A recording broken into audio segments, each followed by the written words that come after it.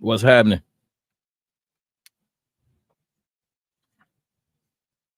Late night live. Late night live. Let me know what my sound like when y'all roll in. I know it's late. Y'all ain't sleep. I know somebody up with me.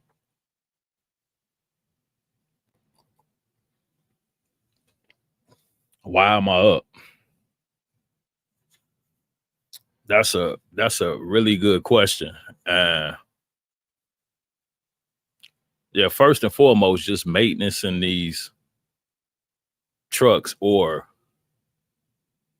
maintaining these trucks. And this inclement weather is just like a full-time job. I went out maybe an hour and a half ago, not because I had anything to run, but just because I wanted to go like start the truck up with it being, I think it's like maybe 4 degrees right now. And yeah, on 2 attempts, it didn't start. And if you keep trying it, at that point, you're killing the battery. So yeah, I tried twice. I came back in the house. And then once I mustered up the courage, I decided I was going to go back out and do my little 1-2 and get it moving. But yeah, usually how I do that is first I add power, so have to take the battery cover off, put the jump pack on it, turn it on, to give it some extra power. Not that it was dead, because like I said, I ain't keep trying to turn it over, but I hit it with a little power, turned the jump pack on. And I already had anti-gel in the tank, more than enough, but I added a little anti-gel because this happened once before. So I added a little anti-gel and I hit it with like a smidget of starter fluid. You don't want to hit it with too much because then you can like compile the issues. So yeah, I just hit it with a little bit of starter fluid. And with another 2 attempts, it went on and turned over. So yeah, maintenance in these trucks is just a headache. And I went around to one of my maintenance techs because I haven't been using a block heater. Normally, I just kind of start it periodically. But yeah, I went to one of my maintenance techs and had him check. And my truck, for whatever reason, does not have a block heater. I think he was telling me it's maybe like $250 to put one on there. So I don't even know if it's worth doing at this point of the season. But yeah, that's definitely something. If I had a truck next winter, I want to add on, because I looked for a plug on a couple different occasions. And on the rental trucks that I had, most of them did have plug-ins for the engine block when it's this type of weather, to where you can plug the truck up and then you don't have to keep starting it. It just continuously keeps the block warm. But for whatever reason, I bought my truck from Penske, and yeah, they couldn't get nothing right with the truck. It don't even have a block heater, and it's a small cost to get one installed. But like I said, with it almost being on the end of the season, I mean, it's supposed to warm up substantially next week. So that's a good thing. But yeah, just constantly having to keep starting, or with the semis, keep these trucks running constantly or continuously. Yeah, it's just a headache. And people say diesel trucks don't really burn fuel. And they burn a lot less fuel than a gasoline engine. But when you idle a truck continuously, it does burn some fuel. I do it on different occasions, so it burns fuel. Not as much as if you idle the car, which a car doesn't burn a lot of fuel when it's idling. But yeah, you still burn more fuel than if you had the truck turned off. So, some of the semis are having to idle for 2 and 3 days at a time. And this is like our third round of this like super, super cold weather. And yes, I was sitting down here working on some stuff earlier, and it was just noticeably more cold than what I felt recently. It seemed like it was colder today than it has been, and I didn't felt in a while. But I don't know. Maybe it was just the heat. But yeah, it's just the day to day of keeping these trucks running. So once I got that straightened out, by the time I got back in, I was wide awoke. I'm like, let me jump online and do this live that I've been planning on doing for a while. I'm gonna start doing like some late night live streams and just see how they turn out pertaining to engagement. If you're in here right now, hit the like button for me one time.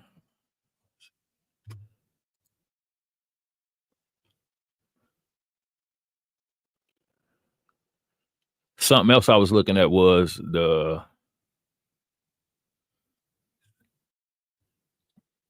relay load board, and I seen a couple runs sitting up there. I know a lot of people having issues with their trucks right now. I saw one guy this morning as I was completing the run. It was like, it took me out to Macomb and yeah, all types of areas, but I had like a 6-stop run, and I saw a guy in a rider truck. He was stalled out at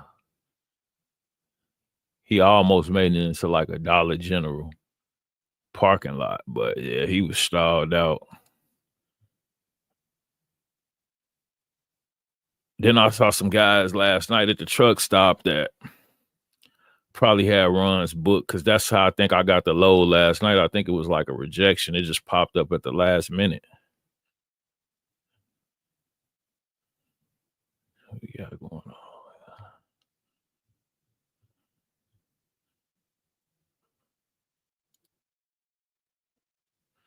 We got something going on.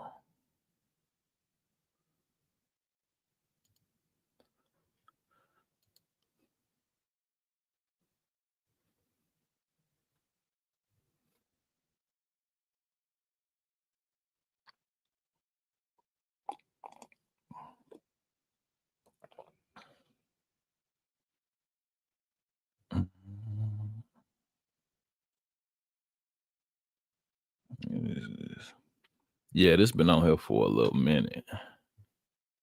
Hold on. Let me see. Let me see if I could.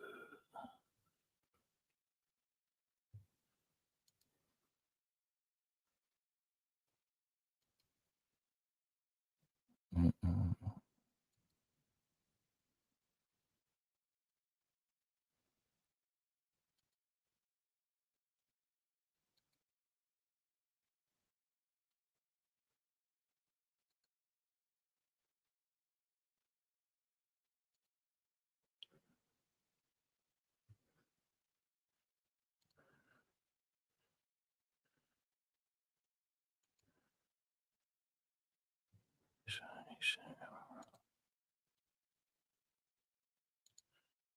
So yeah, right now, see if y'all can see it.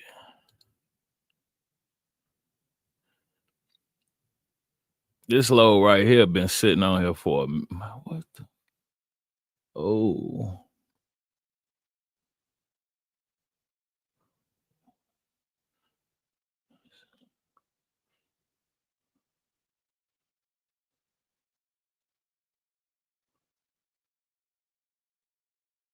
they got some motion going. So this for in the morning, they got a Matson to.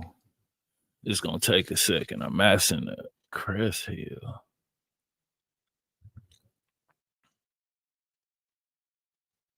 For 721. That's decent.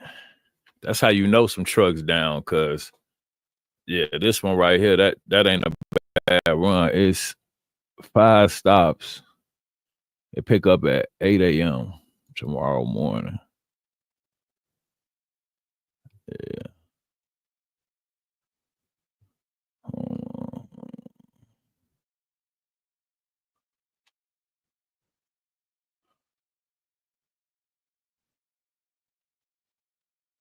But this run right here been sitting on here for at least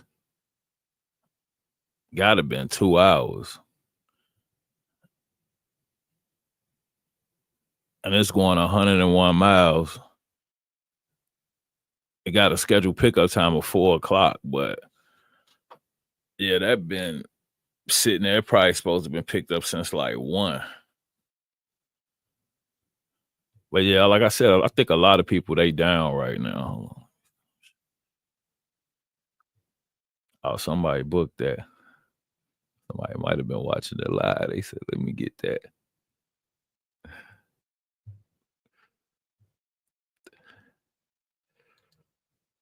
I really should have booked that for real.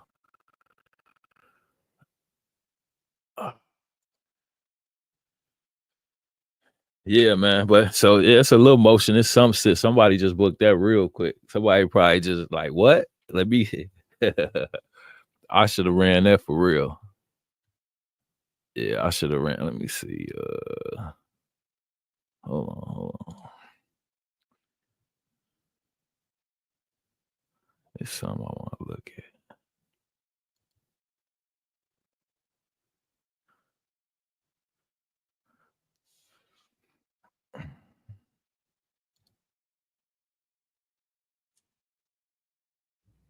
I'm gonna look at another area real quick. Let me see what be going on. Take this one off.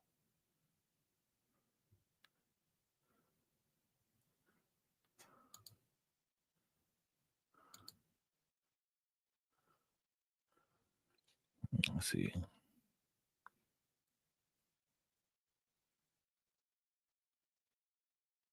Ooh. So if we look at like a spot, hold on, let's see.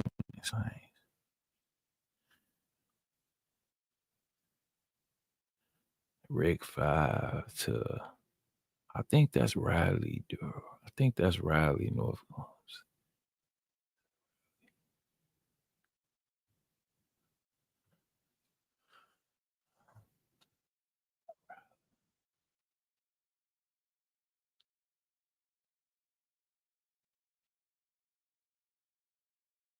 Yeah, it is. Yep.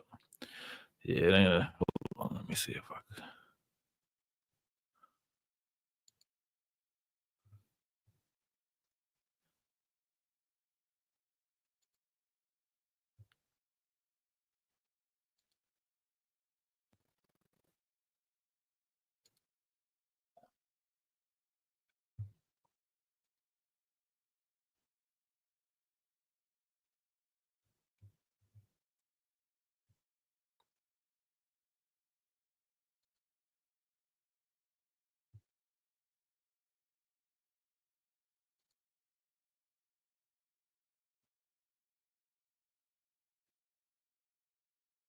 So this is out of Rick 5, but they rates, they look like a lot of what we see like early in the day. Odds go up a little bit, but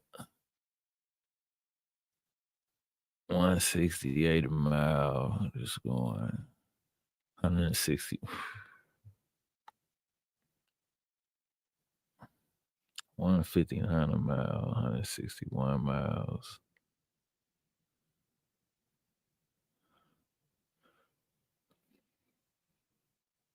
Yeah, it ain't looking that promising.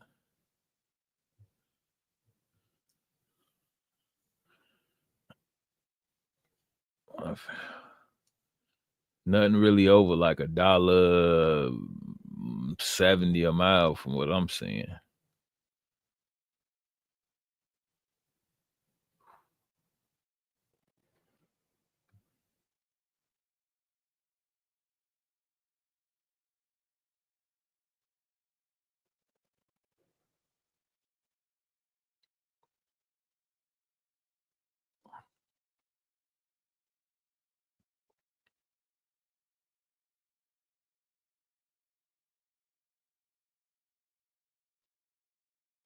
Oh no, no.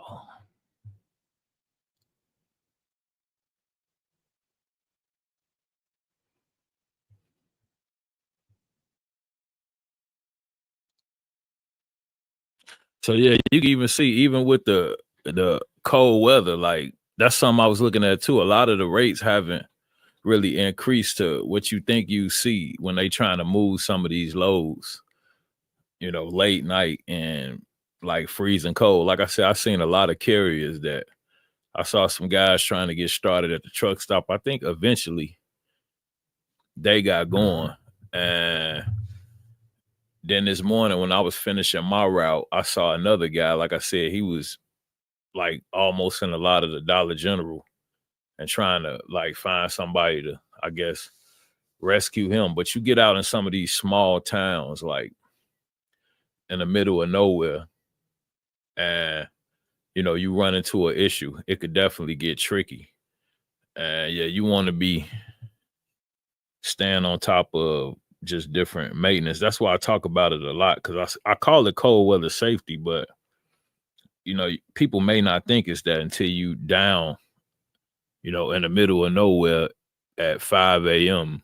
and -2 degree weather, then safety really does come into play. That's why, you know, I call it that. But yeah, maintenance in your vehicle when you out and running, you also got, you know, valuables and freight that you're responsible for when you out here. And I've heard on a couple different occasions that individuals that ended up stalled or broke down with Amazon freight, they kind of told them it was on them, to figure out where they were going to look to get out of the situation and how they were going to get that freight to the particular postal facilities. Like they not necessarily going to send a rescue vehicle. I think I've heard of that in the past where, they called up another truck, but in most instances from what I've seen, it's on you to one, figure out how you going to get the truck back up and going, and two, how you going to get the freight to the postal facility in the meantime. And then your performance score will be addressed accordingly as well for you. I think they pretty much reject that load. I don't know how that works. Fortunately, I haven't had the situation of being down with a load on the truck, but I don't know how that works as far as performance. I think it may be a rejection or, maybe a bunch of infractions per leg. I don't know how Amazon calculate all of that pertaining to performance, but yeah, being down with a load on the truck, that's like a lot of individuals' worst fear because yeah, you end up just kind of in a rough situation. See what we got going on.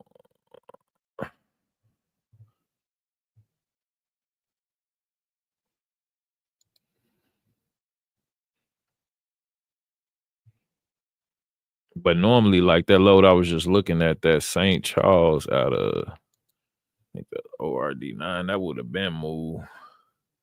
It's just super cold. And then I think it was just a bunch of stops too. But yeah, I definitely probably should have booked that mess.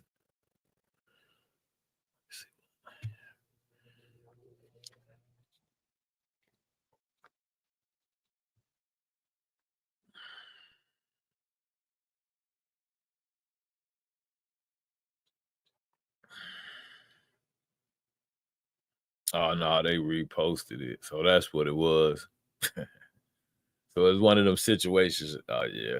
That's been going on a lot too. Like loads will disappear off of the spot board and then they come back up maybe, I don't know, 10, 15 minutes later and they'll increase the rate. I don't know if that's a way of the rate not going so high or how they are approaching that. But I'm seeing that a lot. It get kind of frustrating because you think something is booked. It's kind of like a mind trick, and then when it come back, you see it. So then I guess it's more incentive to book it because you thought you already lost it, but it's back. But yeah, I see that Matson run came back up at a higher rate. And yeah, I think they'll just rinse and repeat that process until see something real quick.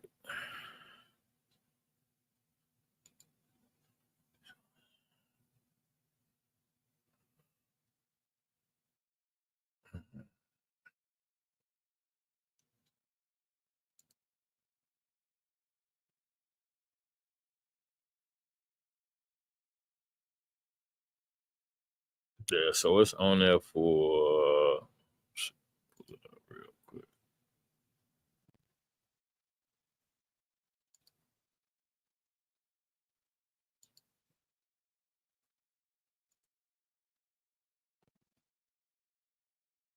Mm, mm, mm, mm.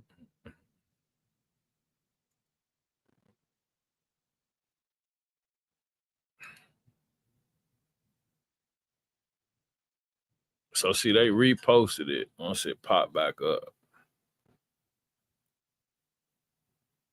And that's why I say this been happening a lot. I see it like throughout the day as well. Like, see, now it's the same load I was just looking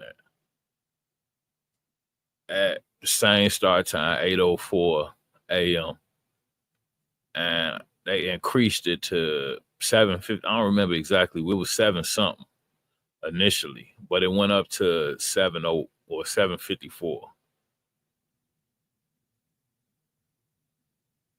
And it's 5 stops. But see, this particular run too, this is something I've been noticing as well. Like, let's see what the end time on it is. 7 something p.m. Pull it up. It's 7 something. I don't want to get the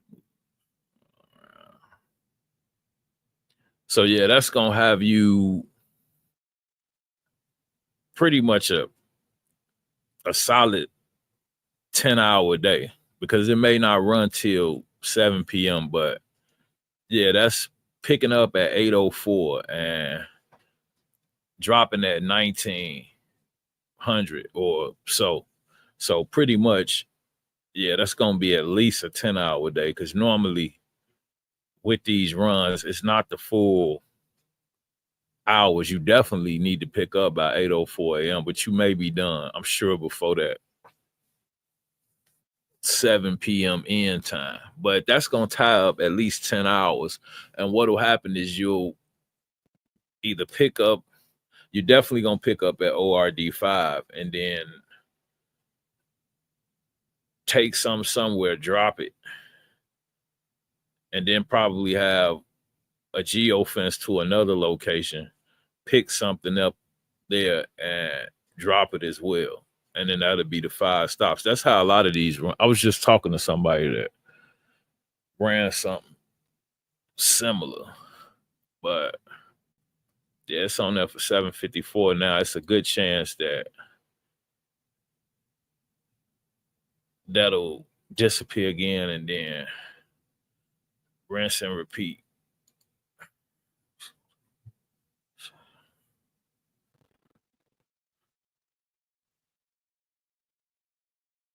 Mhm.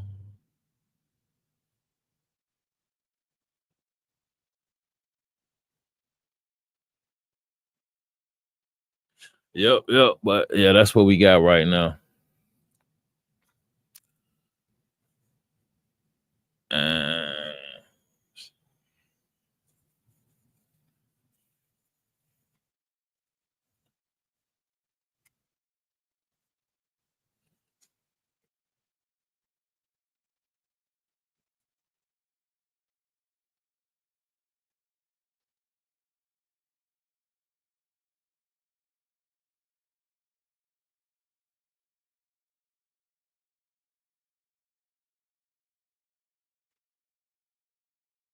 who we got in here right now? Tap in. Y'all peeking but ain't speaking. What's happening?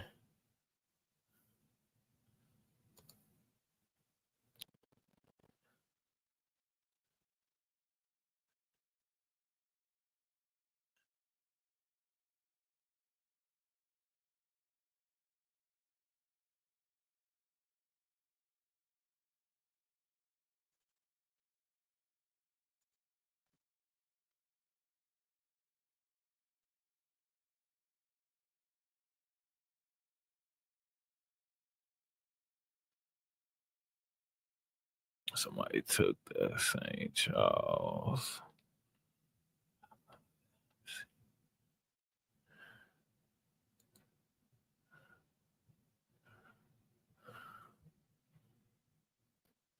And they wouldn't have gone.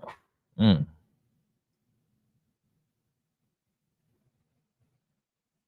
Hmm.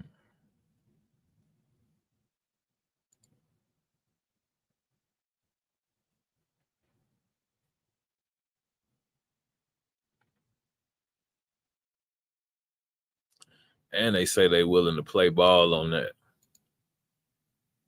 Mm. Interesting.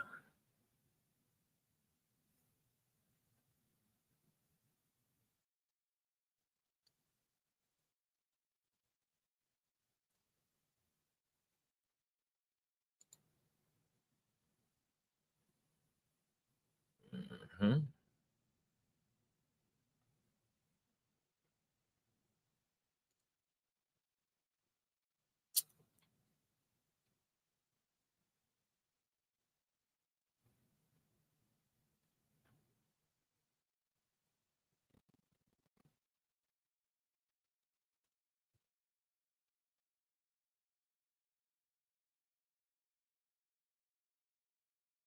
Yeah, see, so let's see. Hold on, hold on, hold on. Hold on, hold on, hold on. Hold on, hold on, hold on, hold on.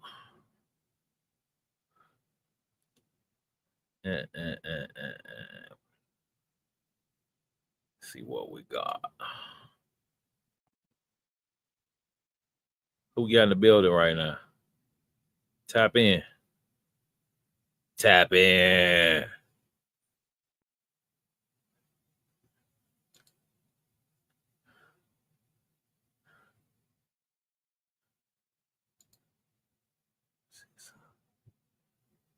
So they went up on it again.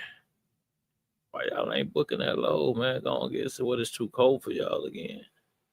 Hold on. Let's see. They went up again one time. Let's see. Y'all don't want no money, man. Go on, book that low. Hold on.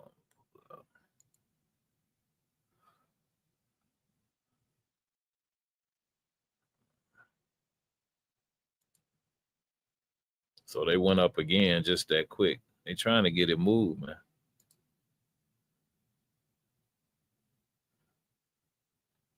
So now 88, the 800. Who want it?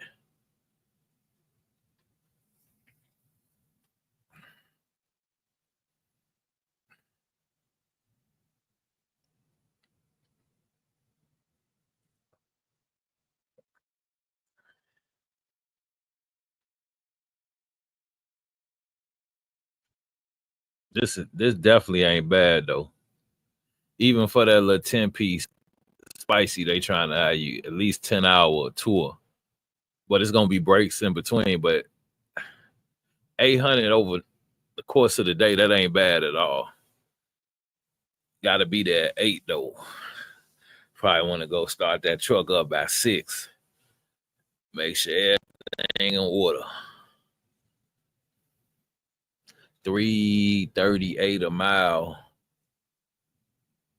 5 stops a pick, 4 drops. And they got the AI feature buzzing right here. So they saying they willing to negotiate. So I mean, but then too, I don't know what people see with what particular performance score. Some people may not be able to see that yet. But as far as what I'm looking at, it's not early access, so it's not a lock beside it, so it should be visible to people without early access. But I know it goes like down to tiers between different performance score metrics or scoring system. And we got what this another daytime low look decent right here. Picking up at 1. And it's gonna have you tied up to 11. So 1 p.m. to 11 p.m. tomorrow. I ain't tying up my whole day for 304. No, I ain't doing that. So,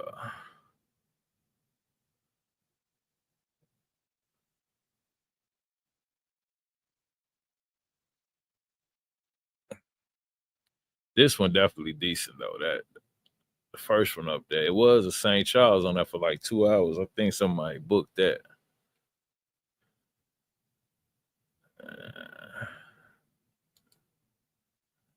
Uh-huh.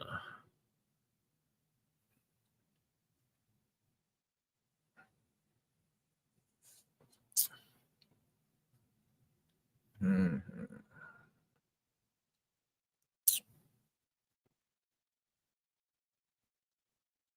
What y'all got for me?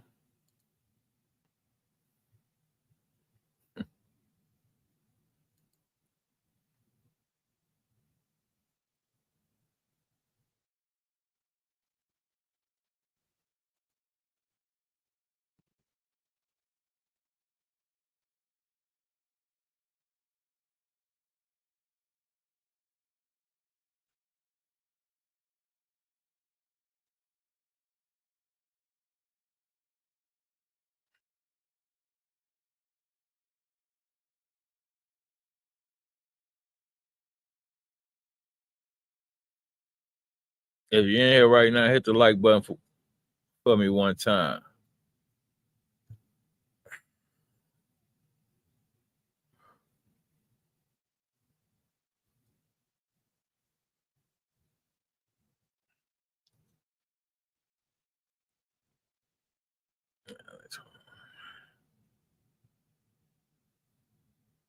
What my sound like? Is my sound good? I had to tweak my sound again, man. Still wasn't. It wasn't perfection. I listened to the last game a little bit. It wasn't perfection. So I did something else too. I think it's good this time. I think it's good this time. How long I been on here, man? Let me see. Where is the stream? I ain't even looking at y'all. Can't even see you. Appreciate you, Janet. How you doing? Appreciate you for tapping in, making that chat move just a little bit. It's a lot of shy people in here tonight, some shy folks.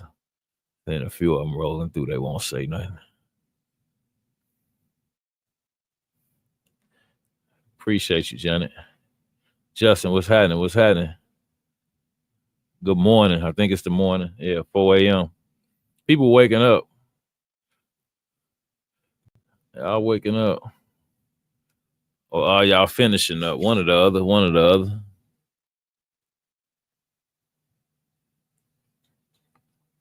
Yeah, man. I went out. I was talking about that. I went out 1 a.m. and fired the truck up, man. It was I had to come back in for a minute and regroup. El Paso. Okay, okay. Appreciate you. Yeah. Yeah, I was out last night. It was it was definitely frigid. I say that.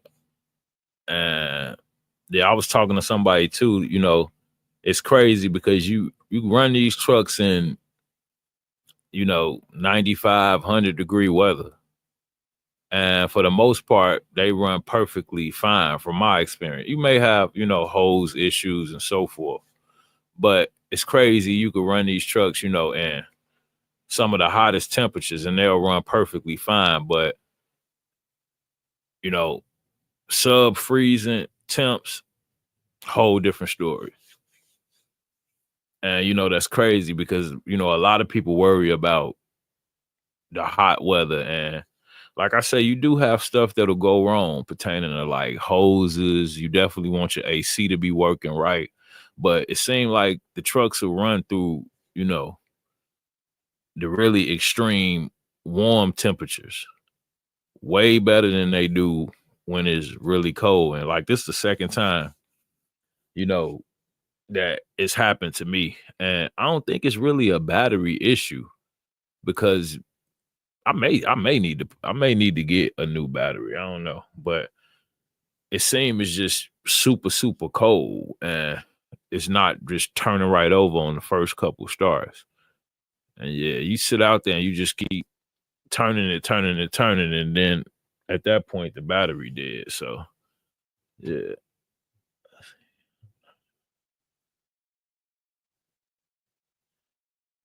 well let's recap. It's in the shop. Yeah. Yeah, I think that's a lot of people's situation right now. That's why some of them lows they sitting the way they are. Cause that St. Charles, I saw that out of what ORD9. That wasn't a bad run. If it wasn't so cold and everybody was up and operational, somebody would have ran that. And then let me see what this. I'm trying to keep an eye on this Masson just to see what it's doing. It's still sitting there.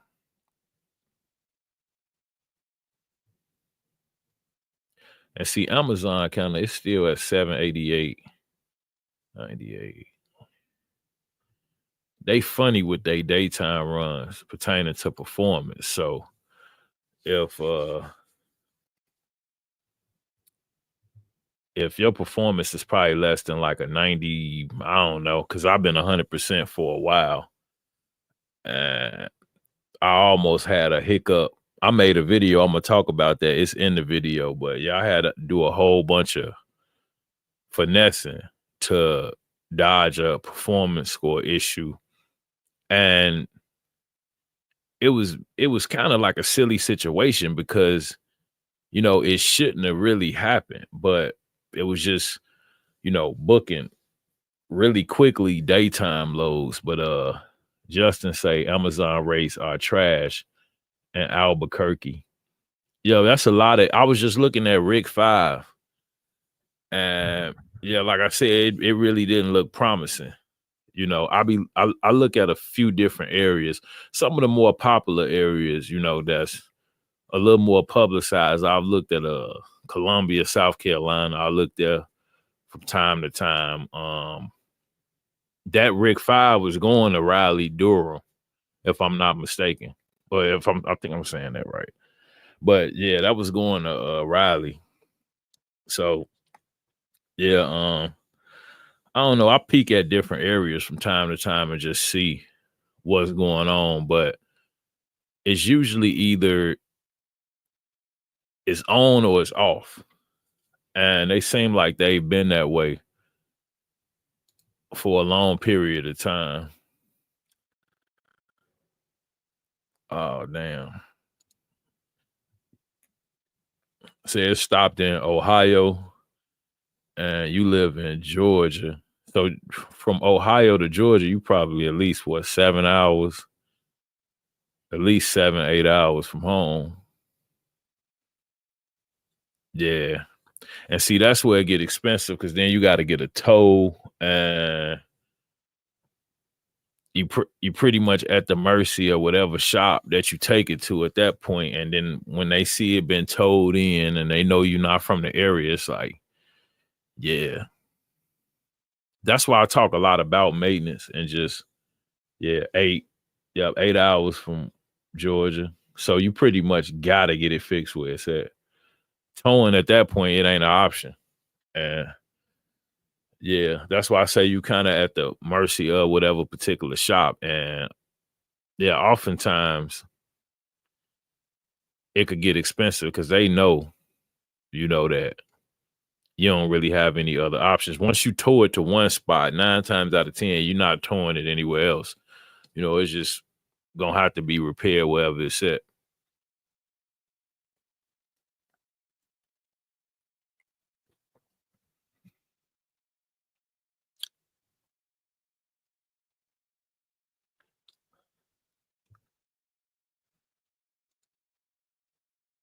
I'm curious, what did the tow cost you? How far did you have to have it towed?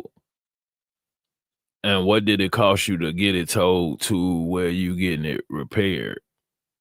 I had to have my truck towed one time, and it cost me right up under $400.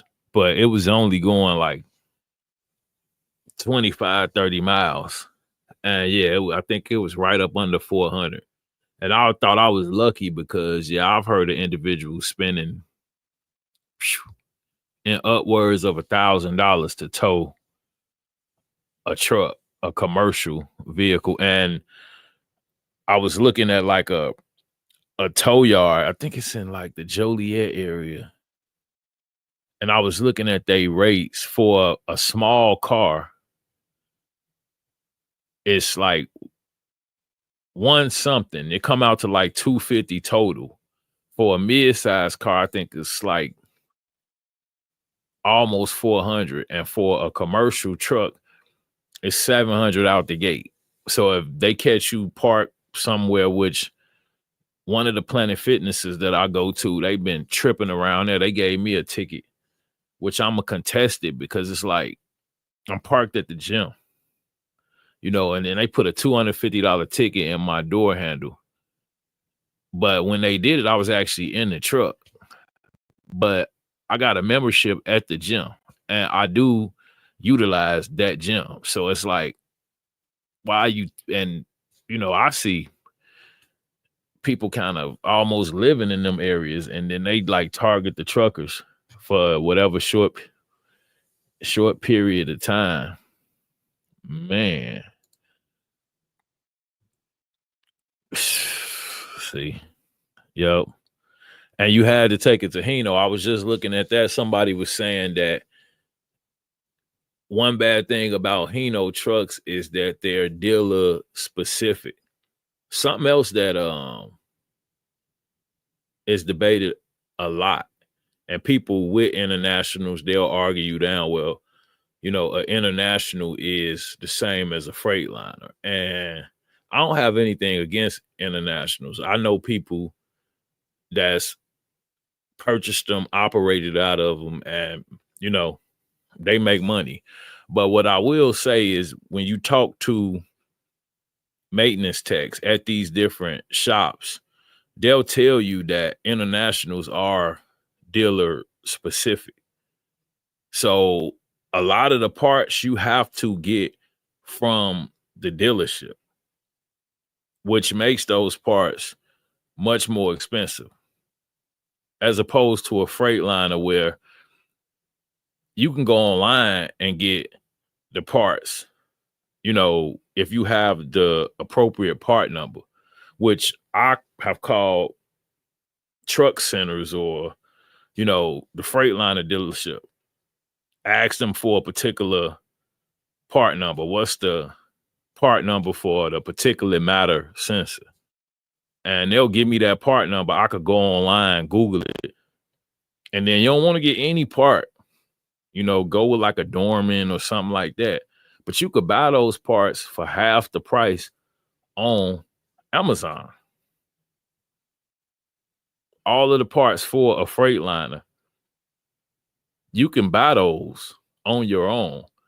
And as long as it's a shop that will put them on, because you do have some shops that won't install parts that they did not source. You got shops like that. But most shops, especially the shops I deal with, like I mess with the people that, I'm cool with the people that work on my vehicle. So, if I take a part in, they going to charge me to put the part on. Now, they not going to warranty the part because it's not their part. They warranty the label. If the part fail, it's not on them. Of course, that's common sense. But some shops won't put a part on a truck that they did not source. And, that's their right. But like I said, my shops, I could take a part in. If I say it's good, they'll put it on there. But if you call the Freightliner dealership, you could get your part online, whereas international, no go. You got to go to the dealership. And that's what a lot of people that got internationals, they don't understand. It's because you used to buying from the dealership. You know, a lot of guys that got Freightliners, and that's not all parts. Some parts for international, of course, you could get online, but I'm talking about the important stuff. It's yeah, it's dealer specific. You have to go to the dealership to get those particular parts. And everybody knows, even if you got a Chevy or a Buick, Cadillac, I mean, whatever it is, getting parts, from the dealership is going to be much more expensive than finding other resources like, online. It's a bunch of different places you can find parts for different vehicles. So, yeah, that's what makes having an international much more expensive. And I've been told that by multiple different maintenance techs at multiple different shops. And like I said, it's not to talk down on international. I drove them with Enterprise for years. That was the main truck they gave me, when I rented. And I went through probably 10 different rental trucks. Because when you in rental trucks, they're going to break down or they're going to need maintenance. And usually if you've had the truck for 3 months, when the maintenance come, if it's taking a week, then they're going to throw you in something else. And like I said, once again, like my rental account manager, me and her, we were super cool. So she'll call me like, you want to keep the truck you in? You want to come back and get the truck that we fix? It's up to you. And so sometimes I'll be like, I'm going to just keep the truck I'm in. I don't feel like swapping it back out. Other times I'd be like, yeah, I want the truck I was already in. Usually if I was in a Freightliner, then I'm going back, I'm going to get the Freightliner. But, most of the time I'm going to say, if I went through 10, 15 rental trucks, 7 of them, 8 of them was at least internationals. That's the main truck they have. They be funny with their Hinos. They never gave me a Mac, which I ain't want the Mac because the insurance on that. With each rental truck, the year change, the model change. So your insurance rate changes. It either goes up or it go down, but it never stay the same. So when you switch in rental trucks, you also switching your insurance rate and you have to change that, with each truck. So yeah, you don't want to be insuring. They had a brand new Mac. I think that was 2022. And she was like, you won't? I'm like, nah, I ain't messing with the Mac. I'm cool. But yeah, it's just like, I don't know. I had a Hino and that was the last truck I had. And it had the bench straight across. That was like a 2022, brand new. And yeah, one big thing why people don't like Hinos is that gear shift in the middle of the seat. It make it really hard to sleep. But now, if you buying a box truck, me personally, with how cheap they are, I'm gonna be 100% straight with you. The way we box truck nowadays, this new school of box trucking, I'm not getting nothing without a sleeper. Like the truck's too cheap and they too abundant. So it's no reason, and that's just a word to anybody shopping for trucks right now. How cheap the trucks are, and they all do the same thing. And you may be in them for long periods of time. And I'm seeing a lot of them people buying them. Get you a truck with a sleeper or a back seat, with some extra room, because you think that stuff don't come into play. And, some people, they ready to get out and get it, so they gonna tackle whatever comes with it. But, comfortability is a major factor. And, like I sleep on my bench regularly. It's starting to tear. When I bought the truck, and I ain't even had it 2 years, but when I bought the truck, I made sure that the interior was perfectly like new. I ain't want no rips in the seat or nothing. The side where I put my shoulder and my head at, it's starting to rip right there. It got 3 rips in it.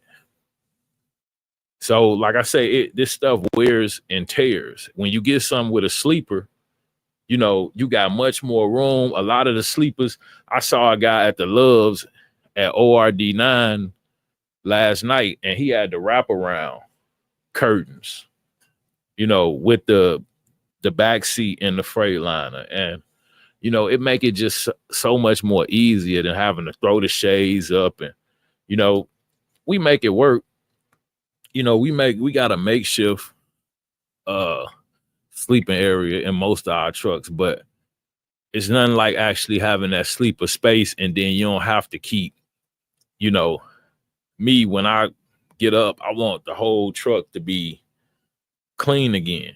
Like, I can't really drive in a cluttered truck. Like, it just like kind of mess with my head. So like, I have to put everything back in order. Well, that take 10 to 15 minutes, and then when you take like your curtains down, the windshield all, so that take another 10 to 15 minutes. So oftentimes, having just a wraparound curtain, boom, like the semi, and you ain't got to worry about it. You jump in the back, and then you straighten up the back a little bit, but you can leave your pillow out, leave your blankets out, whatever you got back there. You don't have to necessarily keep.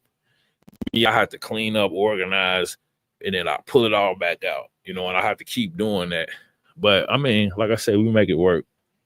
It is what it is. It's crazy what you'll get used to, but sometimes I sleep better than in the truck than at home.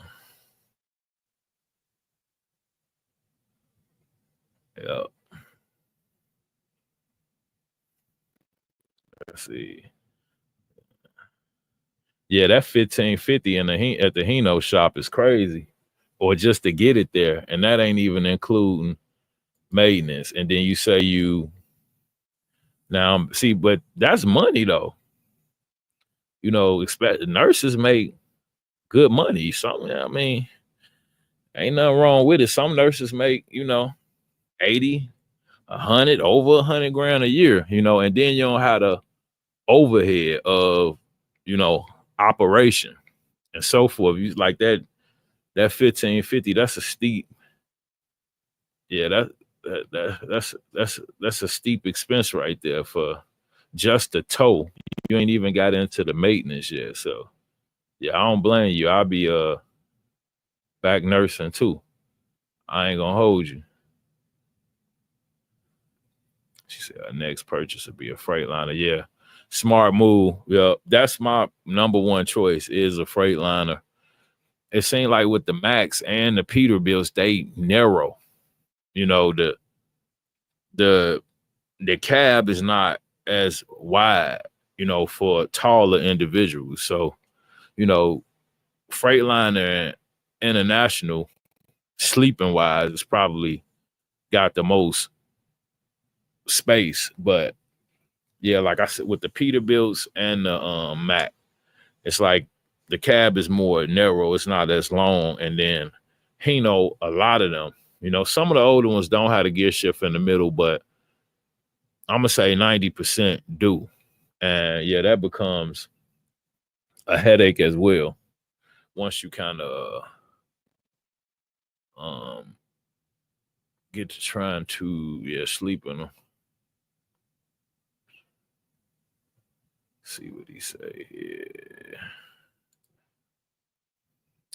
Every time I take my Hino in, it's a 3 plus repair. Only one shop out here has qualified techs. Right. And that's Albuquerque, right? If I'm remembering right. Yeah. Okay. Albuquerque. Yeah. Man. Yeah. And you say, so what are you running in Albuquerque, Justin? What do you like utilize for resources to move your truck? I know you're saying Amazon is kind of like almost non-existent because some of the lows, it's just like I was looking at that last night, which eventually I got one. But just to be 100% honest, some of the lows they just not worth running. Like I talk about how, you got to be willing to do, what it takes, but sometimes it just don't make sense. And yeah, if it just don't make sense, if it's no profit in a load, if they want you to go 300 miles for $350, I mean, you not making money doing that. You know, you barely covering expense. So that's what I look at when, you know, I'm considering doing different loads. I saw like 15 to 20 loads pop up, and I'm like, none of this stuff makes sense for me to run whatsoever. Like,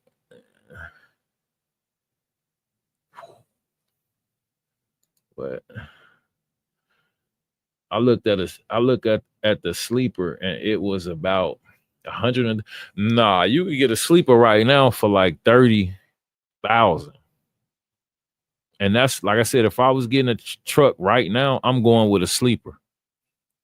When I bought my truck, it was coming off of the big, you know, that popularity event, the big wave of, you know, box trucking, you know, so my truck wasn't as expensive, but like I said, right now on any lot, I'm seeing 3 and 4 sleeper trucks, just what I could see from when I'm rolling by. So, you know, you could easily get a truck with a sleeper for probably under 30 grand. I could find you one for under 30 grand. Give me a few days. I guarantee you, I could find you a Freightliner with a sleeper for 25,000 with less than 350,000 miles. But it's just, you know, you got to know where to look. And sometimes you got to utilize these auctions like Ritchie Brothers, Taylor and Martin. It's a few different auctions. It's one in Indiana in the Midwest area where, you know, they auction off trucks. It's some in Illinois. So you just got to know where to look.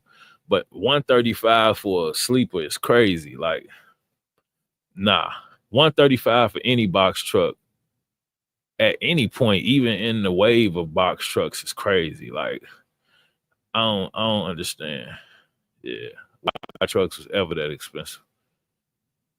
A truck shouldn't be that expensive even with financing.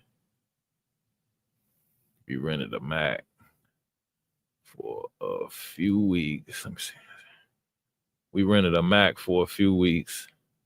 It's super. Yup. Yeah, I could look at them and tell. It's like the doors. You got to be probably like 5. You might be 5'8" or 5'9". You might be able to sleep across the seat. Like I said, I'm 6'2", so I could stretch straight out, and the bottom of my feet is like touching the door like this. So, and my head is like at the other door. So it'll 6'2", you could lay flat straight out. 6'3", you finna have to curl it, which most of the time, if you sleep in the truck, you know you're gonna be on one side or the other. I'm not usually sleeping flat on my back, but yeah, at least you could stretch straight out if need be.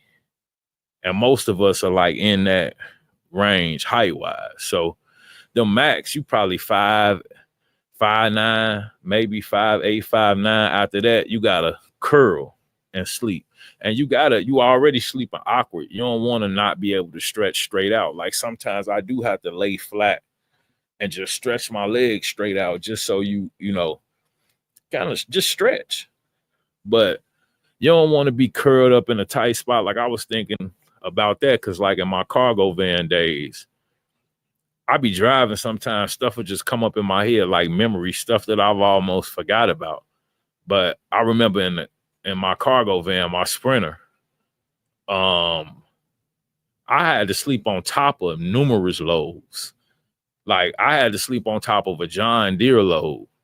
And yeah, it was front to back, 3 different items on like a metal something. And I had like a bed, and that's probably like about 6'2" or so in length.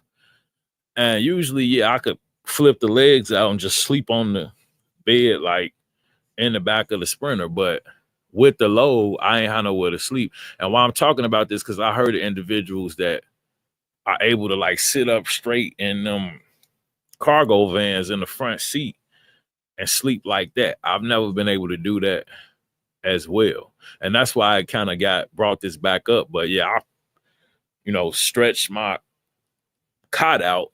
It's pretty much a cot with legs. I ain't used the legs. So I just flipped the cot out and left the legs folded under it and sat it on top of the John Deere load.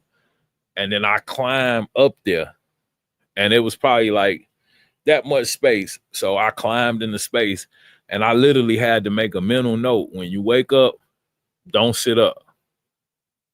Cause if you if you sit up, bam, like you gonna hit the ceiling. I literally had to roll off of the load onto the floor. Like I couldn't sit up because it wasn't enough space, and I had to sleep like that. But to me, that was better than trying to sleep on the front seat. Like that's no sleep. I can't get any rest, you know, sitting up straight in a small area like that. So I had to be super tired. But yeah, I slept right on top of that load, and I woke up. I remembered not to sit up. And yeah, when I woke up, I probably was like not even 5 to 10 inches from the ceiling. Like it was right there. And I just rolled off and yeah, went about my morning. But yeah, you gotta improvise in those vans. And that's why in a cargo van, when purchasing those, you want to have the most amount of space possible. People don't realize that, like, especially if you expediting, like I was expediting, I'm cargo vanning for real. And nothing, no hit to the local guys. I did that too. But I expedited where the furthest I went was Portsmouth, New Hampshire. One of the friendliest towns I ever been in. Everybody in Portsmouth was like, I think I'm saying that right, but I got a video there way back when. But yeah, it was just a super friendly town. Everybody was super inviting. And it's like an industrial town. But I remember it being 1,200 miles away. And I believe that's the furthest that I went in my van. But most of my trips were 800 to 1,000 miles. That was usually the run. And then you sit and you wait. And then they move you accordingly. I would be out for a week to, I think the longest I stayed out was maybe 2.5, 3 weeks in a Sprinter van, expedite. Because when you go, you go. It's like they might tell me, hey, leave Chicago, Elk Grove Village, go up to, South Carolina, drop there and wait. And then sometimes within 8 hours or so, okay, we got something coming out of North Carolina. We need you to go over to North Carolina, deadhead over there, and then take something from there up to Washington or something like that. But pretty much once you start expediting, you don't know when you coming back. Unless you willing to, which I have done this on numerous occasions, and I talked about this way back when, you start to like bump heads with, or they got you sitting somewhere for too long, and then I just deadhead home, at my own expense. And then I'll purposely not answer the phone for at least 4 days, because I didn't have to, which I had they logos on the side of my van, but it was my van, my equipment, I could accept or reject the load at will. As long as I didn't accept it, I wasn't, required to take it. So yeah, if they left me somewhere for 4 or 5 days, or kept trying to offer me stuff that didn't make sense, at some point, yeah, you just deadhead home.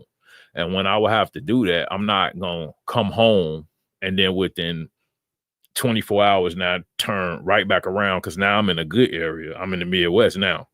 So now you want me to, okay, take something. No, you left me such and such area for 3 days. So now I'm taking a break now that I'm back home. And then when I'm back ready to go, I'll give y'all a call or whatever. But yeah, it's just like, it get crazy, man. If you're in here right now, hit the like button for me one time. Catch it on the replay, hit the like button for me there as well. She said, I'm short 5'4". Wow. It's that narrow? 5'4". That ain't a lot of space, because most males gonna be taller than that. So yeah, it's like that's not a lot of space. I knew it was narrow, but it's because you could just look at the truck, the Peterbilts and the Max. The cab is kind of set up the same, door to door wise. It's like super narrow. You could just see that I've never even drove one, but when I look at them, I could tell they're not as wide as the International or the Freightliner. The Hino was, but like I said, you got that gear shift in the way. But like I said, if I'm buying a truck right now, I'm just getting something with a sleeper. And then I ain't got to worry about none of that whatsoever. Amazon mainly. So yeah, I was asking Justin what he runs. He's in Albuquerque. And yeah, he was saying Amazon not that great, but he still kind of runs that mainly and then some Curry. So Curry popping off a little bit in Albuquerque as well, huh? Yeah, Curry decent here. It's been hit and miss with it being the first quarter, but I think it's just kind of slow.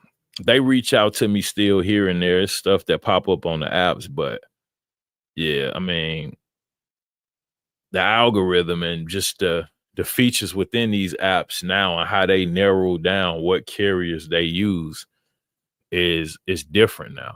Just to be 100% honest with you. Yeah, man.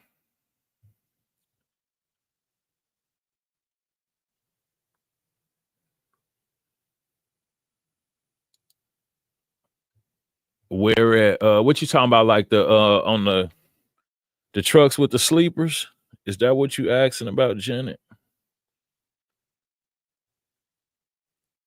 Let's see.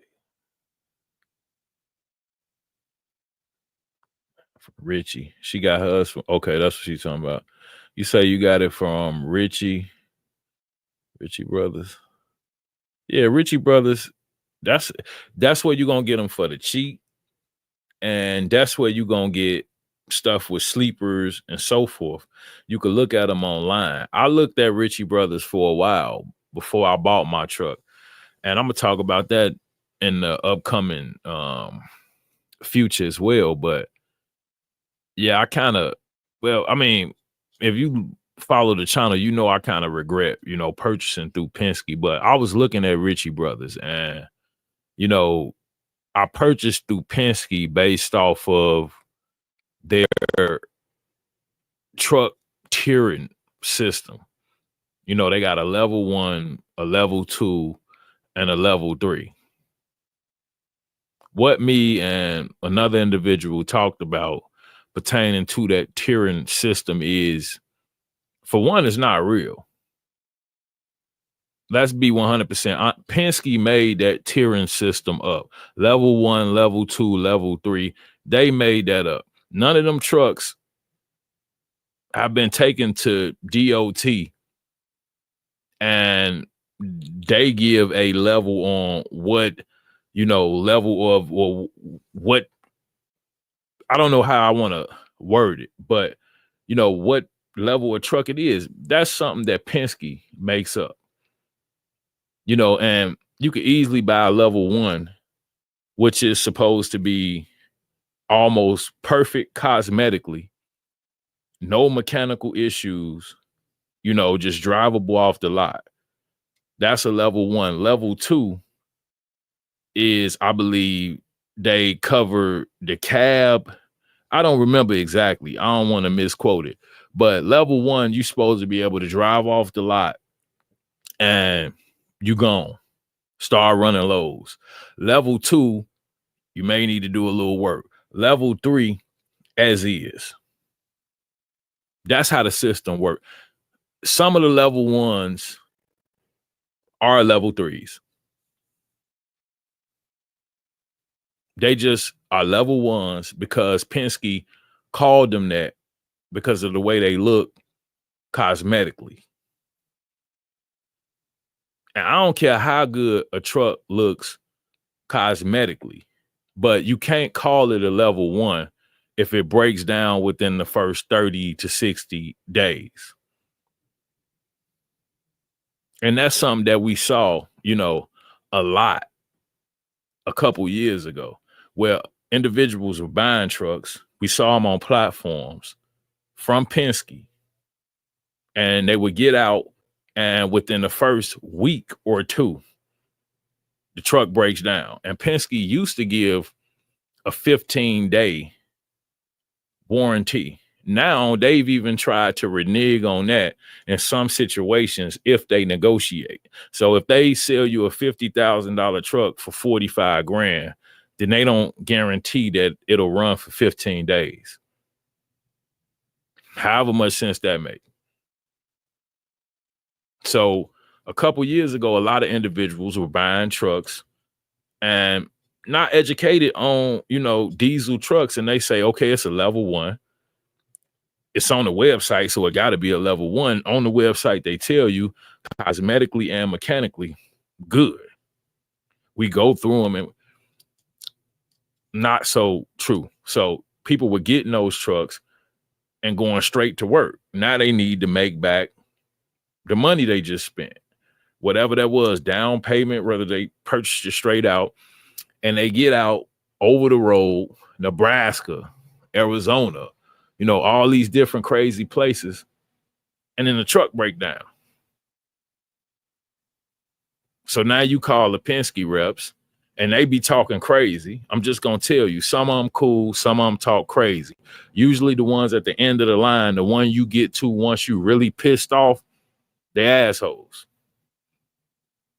They talking crazy to you. You talk. So we going back and forth about a truck that you sold me as a level 1, and it's really a level 3. It's broke down in Nebraska with a load on it, and you telling me it's my fault, or you're not gonna cover the repairs, or I need to get it to the, So we saw a lot of that the last 2 years or so. You don't hear about it as much now, but I know 10 to 15 individuals that got trucks from Penske, and the first 6 months was a horror story. And in some of those situations, financially, Penske covered most of the cost, and some situations, not so much. I've also heard from different shops that, you bought this truck from Penske. We had a guy in here that, went through the same issue where he came in with something similar and they wouldn't cover his either, or they sell you this warranty. They already got the predatory lending company. I forget whatever the lending company, you don't want to finance through them. Okay, but then they got the predatory warranty company where they sell you this warranty, which they stack on top of whatever the cost is of the truck. And then the transmission fail, or the engine, fail, or some other issue. And this warranty say it cover engine, transmission, and the DPF system. But somehow when it get in the shop and the shop do the diagnosis, oh no, we don't cover that. So I had a transmission on my truck, which they sold me the truck with a bad transmission. And I luckily got it to the shop within the first 15 days. The shop, which wasn't associated with Penske, was like, yeah, this transmission bad. Penske still try to say the transmission wasn't bad. And then once they said, yeah, the transmission is bad, we telling you it's bad, we Freightliner. So then they admitted the transmission was bad. So then they tried to finesse a transmission. They tried to use the warranty to get a transmission. The warranty that was on the old trans, which it makes sense. That didn't work. They tried to get a transmission from the Eaton Goodwill, whatever that is. I have no idea what the Eaton Goodwill is. Somebody, if you're familiar with that, explain. But they tried to get a transmission from the Goodwill, and somehow they finagled the transmission to make it work. Man, the first time we faced inclement weather like what we having right now, where it was negative whatever degrees, the truck would come out of park, transmission went crazy. And I took it to JX Peterbilt. They tell me that it was the internal harness and the sensor inside the trans. So I got the Penske, that the predatory warranty, because I told you they got all of the predatory stuff over there. The leveling system, predatory. The financing company, predatory. The warranty company, predatory. Take it from me. I'm gonna tell you here. So yeah, I call the predatory warranty company. I say, hey, well, my transmission went out. Well, what happened? It got cold. It just stopped shifting. So then take it in. I take it in. JX, they work with the warranty company. So they say, well, hey, yeah, the internals fail. It's the harness and the sensor inside the trans, 4,500. So I'm like, yeah, Penske paying for that. So Penske try to get the finessing again. Well, it's a warranty and we should be able to ship JX Peterbilt a transmission. So you finna try to ship another one of them Goodwill eating man, I don't want another one of them transmissions. Just let JX Peterbilt fix it. Cause see, y'all can't fix it. Like it took them 6 to 8 months of, struggling, and they could not get the transmission fixed. That's how it ended up at JX Peterbilt. And they were the ones who actually fixed the transmission. But they also exposed where the transmission because it supposedly had a new transmission. And this is why I say you cannot trust the leveling system or what they telling you. They use internal mechanics. You see all of the Penske shops, those are Penske mechanics. So if you take a truck that you just purchased there with a really serious issue, what will happen is we'll cover it up and give it back. And that's what was happening to me with the train. It had been in the shop 3 times for the transmission. I'm telling them that a light keeps popping on periodically, and I want to figure it out. I don't want it to become a bigger issue. And when I take it in, they tell me there is no code and we can't make it duplicate that issue. So take it back until it fails. And so then, as soon as, like I said, you get really inclement weather, the transmission completely fails. It won't shift right. And yeah, it's on me then, because pretty much they try to go with the warranty of the trans they had in.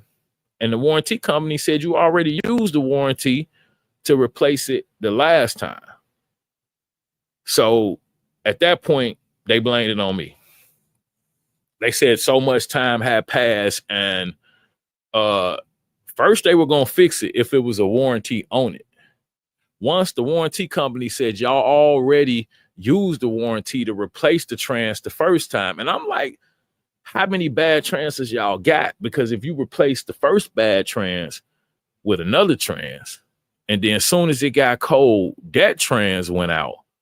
Like, what we doing here? But JX, like, yeah, they got a transmission from the Eaton Goodwill. They put that one in, and now this one fell. So yeah, it was $4,500. They had to go open the trans up, take the sensor out, change the harness, replace the sensor, refill the fluid. It also got special fluid, and I paid that out of pocket. Because I was just talking to my homeboy. He was like, man, yeah. So Penske didn't pay to fix that trans. They did cut me a $4,000 check. $3,000 was for rental expenses while the truck was in the shop. So $3,000 was for rental expenses. $1,000 was because they broke the AC when they was trying to diagnose what was wrong with the trans. I bought the truck AC ice cold, picked it up in Pennsylvania. I drove it back to Illinois, ice cold AC whole way. Once I keep getting this trans light, I take it in. They pretty much, are diagnosing it. Once it's in their shop, in one of their, locations, AC stopped working. One time when I get it back, when I still got the issue with the faulty transmission. You know, they keep giving me the truck back, transmission still faulty, and now the AC don't work. They also then broke all of the paneling. You know, it's like a small little plastic paneling around, you know, the dash features and the buttons. They then took that off so many times going into, you know, the dashboard trying to mess with the AC. They done cracked all that up. So yeah, they just pretty much is everything, you know. I ain't got nothing good to say about Penske. I just say that. I could I could be here all day for real. Like I ain't gonna even hold you. I could be here all day. So you got Richie. Let's see. Locked in. A part-time dedicated route this week. Can't run just Amazon, not enough volume, and what is on the board just isn't worth it. I'm an A+ carrier and struggle to hit 3,000 per week on Amazon. Yeah, that's a lot of people, man. That's a lot of people, especially right now, first quarter. I talked about saturation and just, you know, what individuals are willing or not willing to run for, you know, what they think their cost is or what it isn't, and so forth. So, yeah, right now, a lot of individuals are probably between 1,500 and 2,500 a week with Amazon, unless they got some type of, you know, strategy to kind of make it make sense, you know, over the long course of things. Because yeah, it's definitely a struggle right now. If you in here and you haven't hit the like button for me one time, I can't see where we at, but yeah, tap the like button for me for the algorithm one time for me, for sure. Yeah, we're gonna.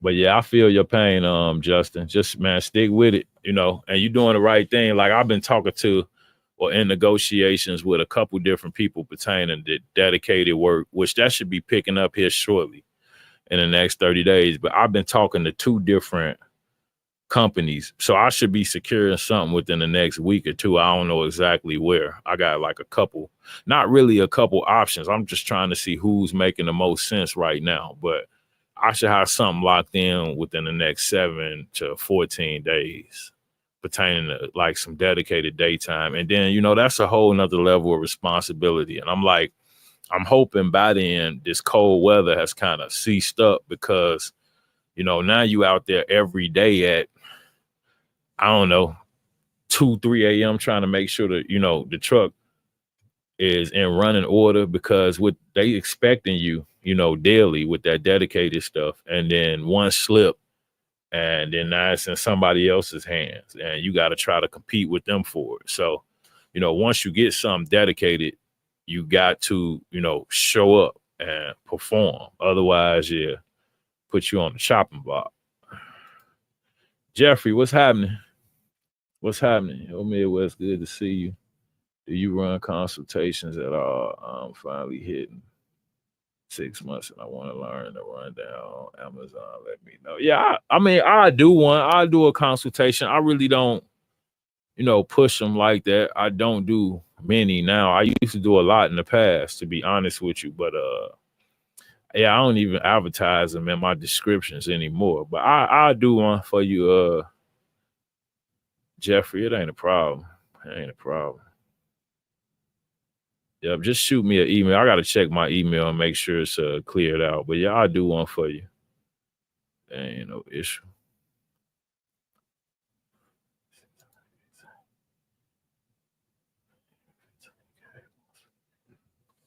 So, yeah, 2018, 15K. Once we get out this slump, I'm going back. Yeah, get you a sleep. I'm telling you, I'm telling you, get you like how your little mini crib in the back. You know, I got a, you know, TV that it don't even plug up. You know, it's just you charge it and pretty much I was gonna use it in my Sprinter van. I've had it for years. It's sitting right over here somewhere. I ain't gonna grab it, but yeah, it was for my Sprinter van for that setup, and I would take it with me, but I never found time to just be in the van, just kind of chilling. You know, I was gonna use it way back when I kind of used to, you know, play video games and stuff like that. But like I said, even at that point, I would take it with me. I never got a chance to actually, you know, play video games or nothing like that in my Sprinter van. I was always either running, sleep, or worrying about a load or calculating, trying to figure out, you know, in a Sprinter van, I was more on top of my expenses than I am now. Like I was just like, I'm talking about like just crazy about, you know, every single mile. I mean, just every aspect of it with me being new. And because it's now certain stuff I already understand, you know, that the calculations, they already in my head and not pertaining to like the miles that I'm running, but just costs in general. I kind of have an understanding. Whereas then just starting out, you know, I got a book somewhere around here. I don't know. Start looking for stuff. But one day I'll pull it out. But yeah, well, I would just, you know, the deadhead from where I was at to where I needed to pick up the loaded miles, and then where I had the deadhead from where I dropped to my next load. That's how I would document each run in my Sprinter. So one line will have my deadhead from where I picked up or from where I, you know, started to where I picked up. And on that same line, my loaded miles, and then my deadhead from where I dropped to where my next pickup was on each line in my notebook. And I got line by line, page by page, you know, load by load. And it'll tell you where I started, where I pick up, and where I drop for each line. It's an orange book.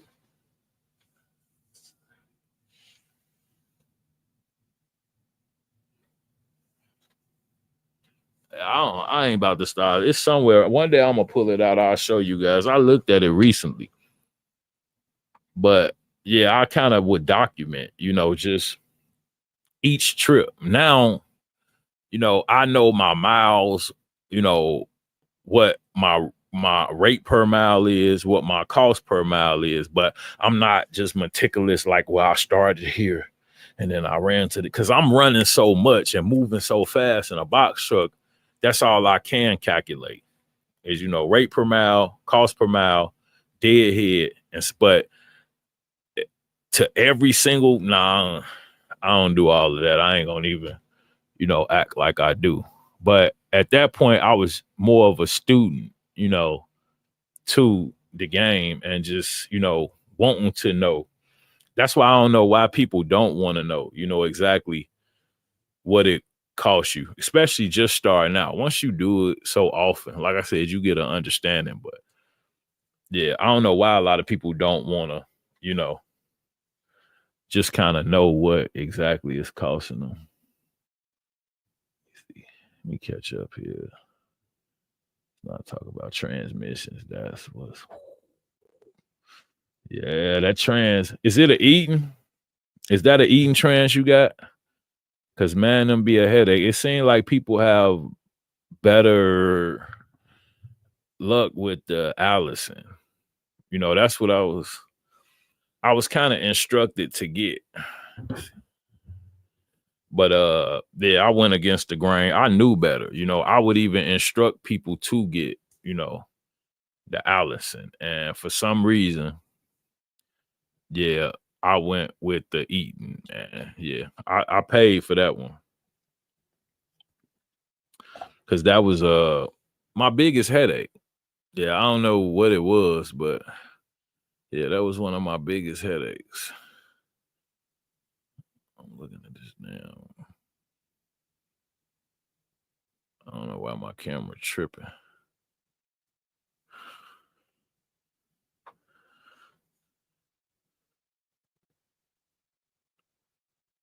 Get rid of this camera. Yeah, but yeah, that transmission is crazy. So yeah, I've heard that too. A lot of people have problems with the Eaton. So if you're looking for a box truck, get you a sleeper. with an Allison. Like I say, right now they abundant, so you shouldn't have a problem, you know, finding that combo. When I bought a truck, it was kind of like get something that's solid and running because, you know, it's just not a lot of options and they go fast. Now, if I'm buying, I'm being meticulous. I'm being picky, you know, comb through the trucks. And another thing, like, you know, I don't tell people not to buy from Penske. I wouldn't buy from them. But that's off of my experience. You know, if you do buy from them, one thing I would tell you is to take a mechanic with you. They don't let you test drive the trucks, which that's my thing too. You telling me it's a level 1 truck, then why can't I test drive? When I bought a Sprinter van, the dealer said, hey, it's perfectly fine. Here go the key. Take it where you want to. And then I was able to drive it and see, you know, once you drive in a vehicle, you start to see what is or is not wrong with it. Like when I'm driving the Sprinters, I went through like 3 or 4 different Sprinter vans before I found the one I wanted. That's how I ended up with they all the same. It's just who puts them together. That determines what badge is placed on the back. So you had Dodge Sprinter vans with a Dodge emblem. You had Mercedes with the Mercedes emblem. Then you had Freightliner with the Freightliner emblem. All the same van. It's all made by Daimler Chrysler. It's a Mercedes. But they sent the vans to different dealers to assemble them. And that's how you get the badge. So I drove a Mercedes because low key, I wanted the one with the Mercedes emblem on it. I ain't going to hold you up. I wanted the one with the Mercedes emblem on it. But the one with the Mercedes emblem, when I'm driving it, that's why it's important to test drive. I'm test driving it and the AC blower motor clicking. It's crunchy and it's making all type of crazy noises. And the AC not blowing like strong. And I'm noticing this only while I'm test driving it. Something that if it was just sitting on the lot, like what Penske do, you got a level 1 truck, but it's just sitting on the lot. You can't come test drive it. You can't take it out the gate. Like, why? What you hiding? Because I buy a van that don't even got a level system and they'll let me test drive it. Why can't test drive these trucks?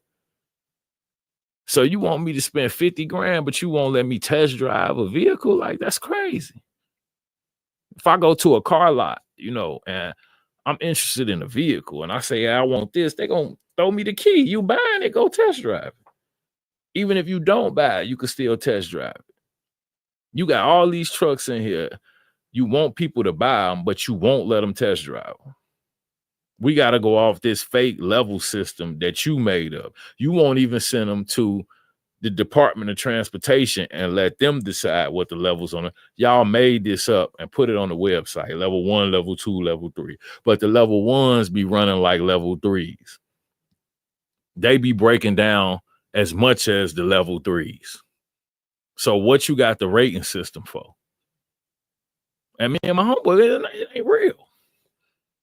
It's not real. It's a facade. And just like the in-house, why all y'all work in-house? Why y'all don't send the trucks out to other shops and let them determine what's wrong with them? Because y'all patch and y'all cover up issues. This personal opinion. But it's just what I'm telling you. And then once something get to a point where we not going to cover it, then you sell the truck. You limp it along while you renting it. You rent it for a top dollar. And then once it is going to end up becoming a money pit, you sell it to me. That's what's going on. You know, and then they don't let you test drive. I don't like that. You know, that's what. And so I go all the way to Pennsylvania, fly up there, you know, get there. The truck ain't ready. Like you said, I flew all the way up here, was up here on time. The truck not ready.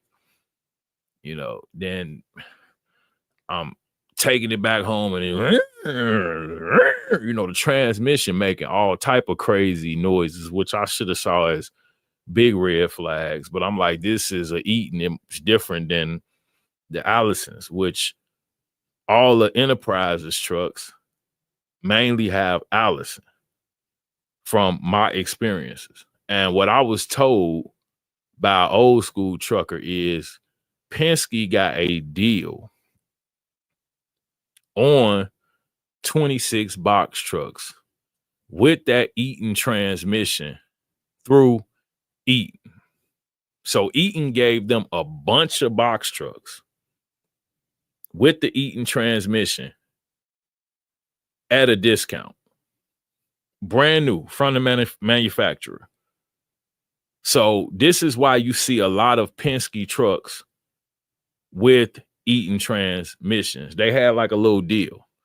Like, yeah, we'll give you, 500,000 of these with the Eaton transmission at, this discounted price, and from an old school trucker, this is what I was told. And this is why Penske has an abundance of those trucks with the Eaton transmission. And then even at the auctions, a lot of those are Penske trucks at the auctions.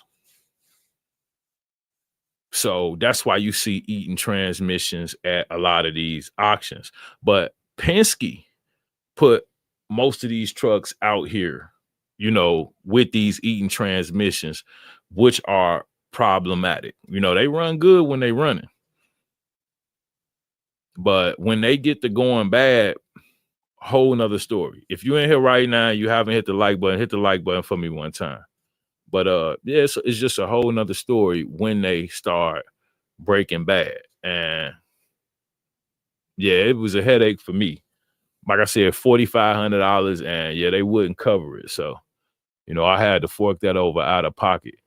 And it set me back with a lot of, people, they'll almost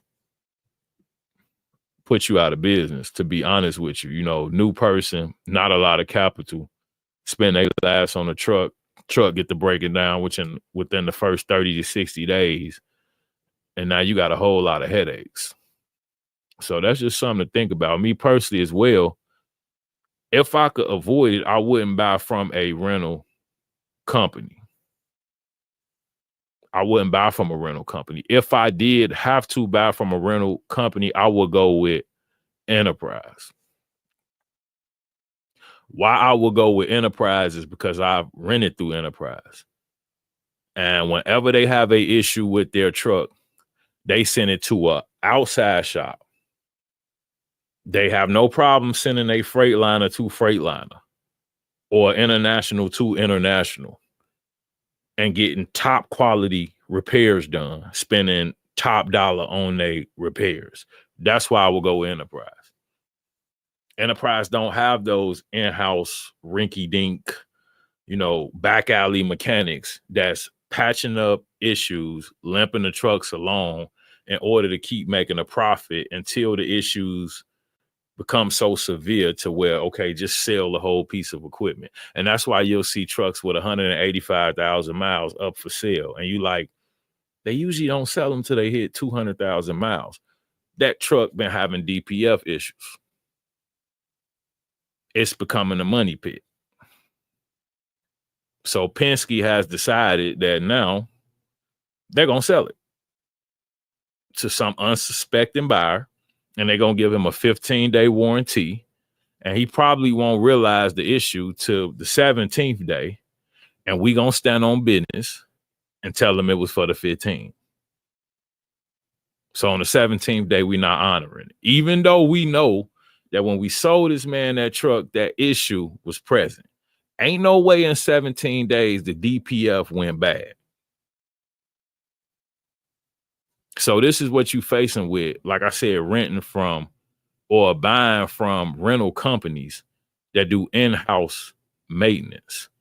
They're doing the minimum amount of maintenance to keep the truck moving. Know that. They're going with the most cost-effective options for maintenance. That's why it's in-house. And then when, like I said, it get expensive, they sell it to you. common practice. And yeah, you just got to be aware out here because, you know, you'll get burned real quick. So,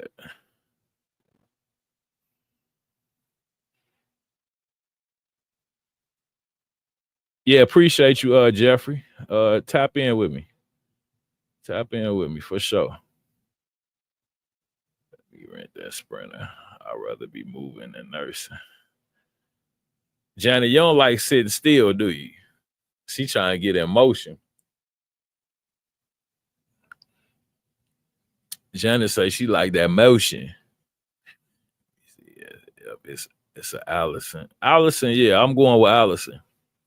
Any truck, I'm not messing with eating ever again. Like I said, it's certain stuff that I learned. It was definitely a great learning experience, business wise. You know, purchasing from Penske, and I never rented from them. I don't know why I decided to buy a truck from them. I also had an owner operator that had a horror story renting from him.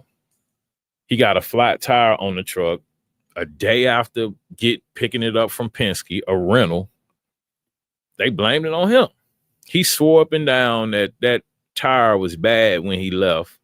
It does seem suspicious that it went flat within one day, but I don't know who was at fault. But yeah, he was running under, my authority for a while, over 2 years ago. And he had nothing good to say about Penske as well. It started with the tire, and at some point while he was renting the truck, they stopped pulling his weekly rental rate out of his business account.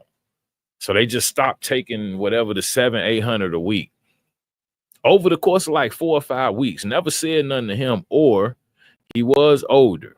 He was 69. I thought he was 59, but when I looked at some stuff, he was actually 69. I believe he's 71 now.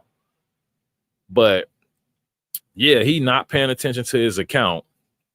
Penske stops taking the 700-800 a week for 4 or 5 weeks. He got like a $3,000 bill.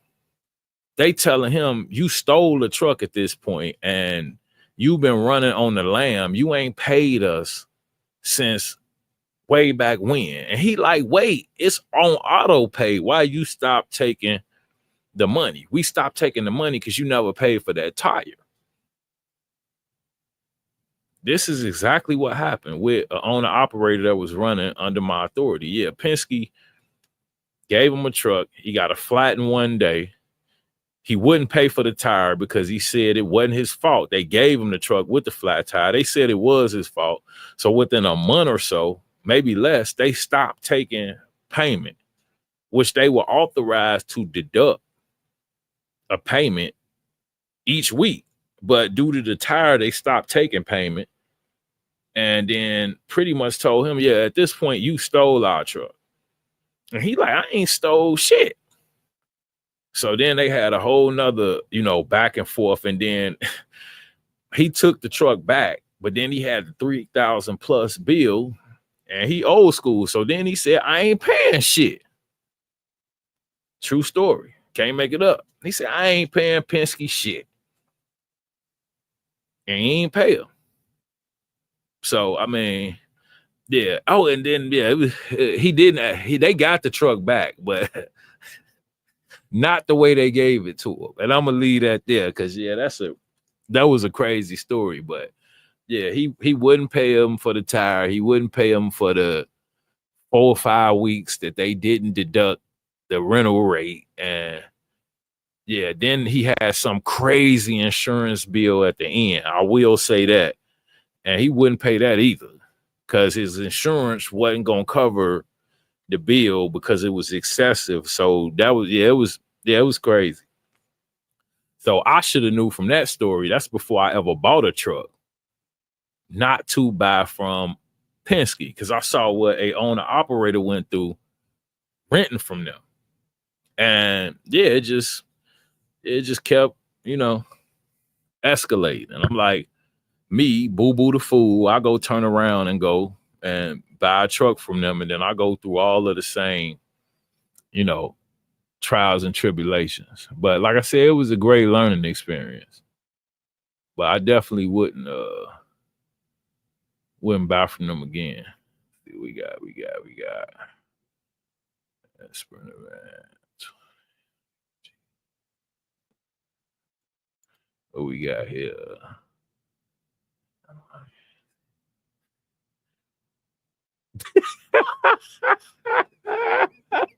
Oh man, damn, that's spot on. That's spot on right there. What the Bears? Man, the Bears ain't made the playoffs since they had Rex Grossman. He threw 6, 7 interceptions. That was like 20 years ago. Is that the last time they went? Had everybody hyped up. That boy threw 6 interceptions. I stopped watching football after that. I gave up on sports. I really did. For real, I stopped. After that, like I kind of just that was a sad day. He threw all them interceptions, just pick after pick. So Allison, man, it took about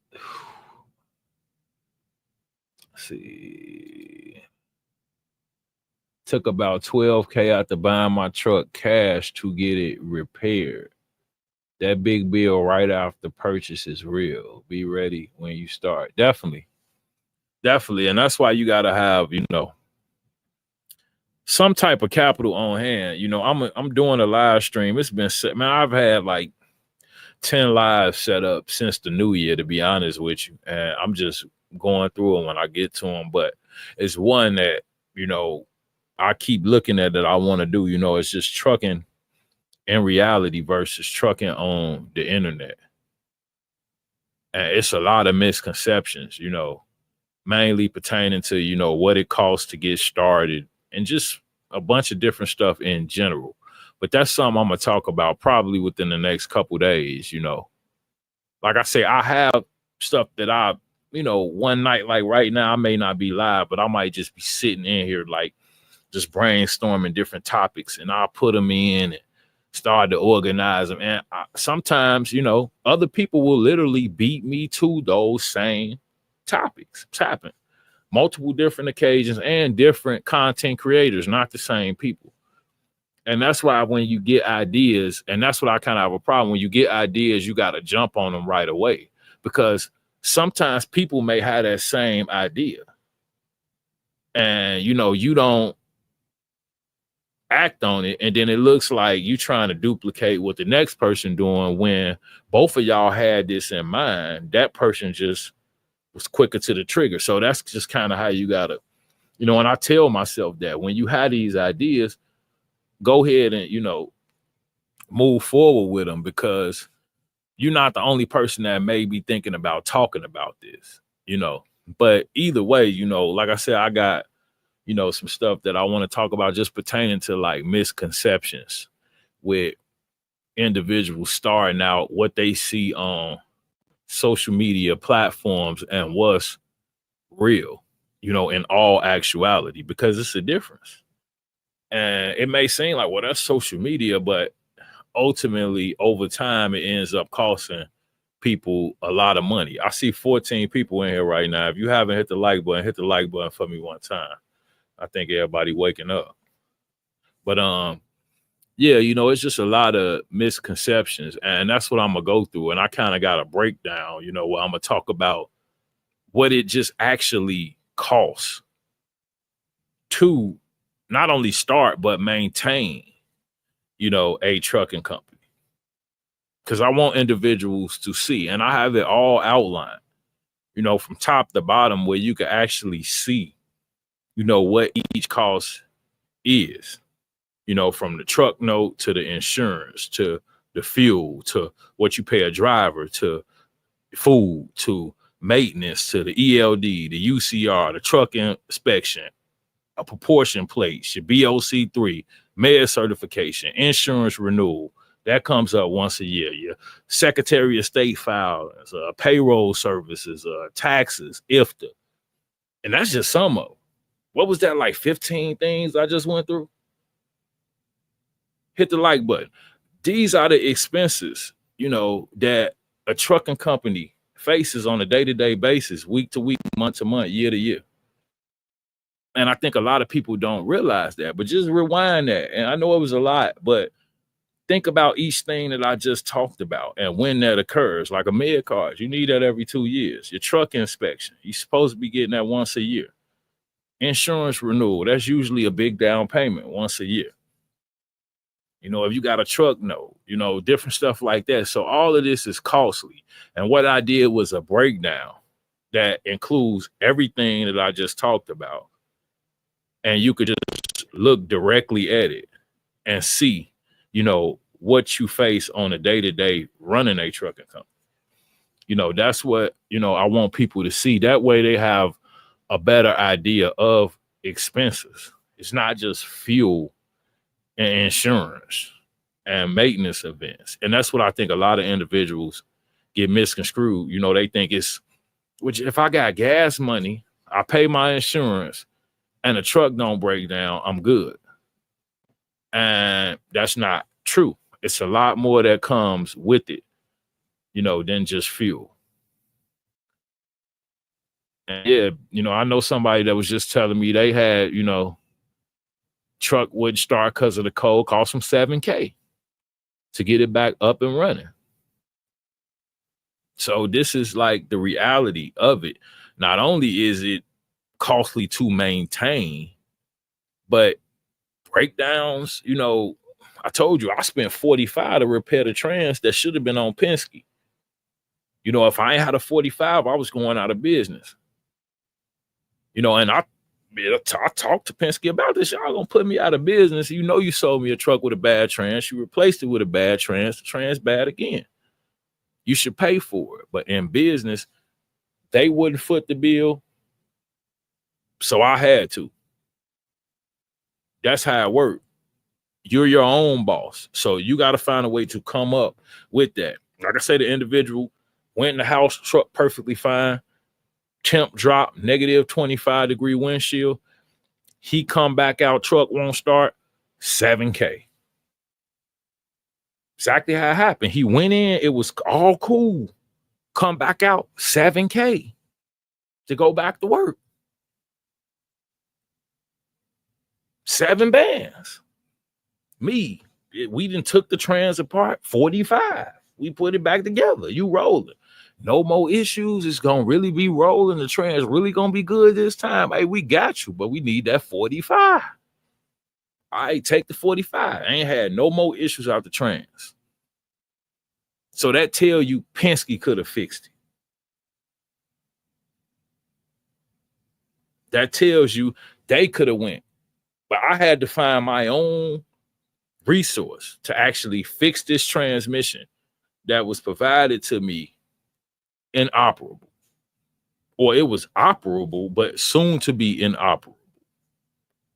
So it's just, it's crazy. It's crazy.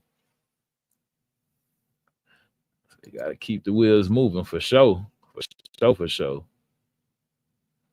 And it's something that I'm really going to touch on, because people want that bottom dollar. And that's what, the lie.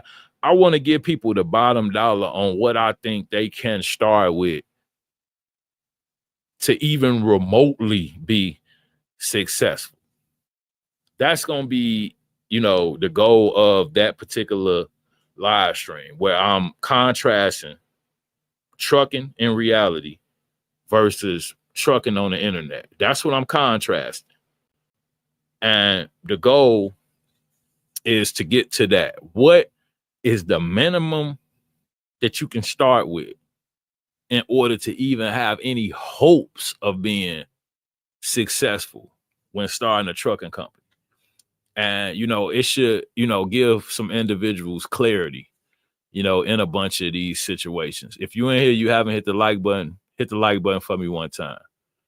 But yeah, that's kind of what I want to, clear up. And yeah, that's something it's all together. It's ready to go. I just ain't got around to doing it.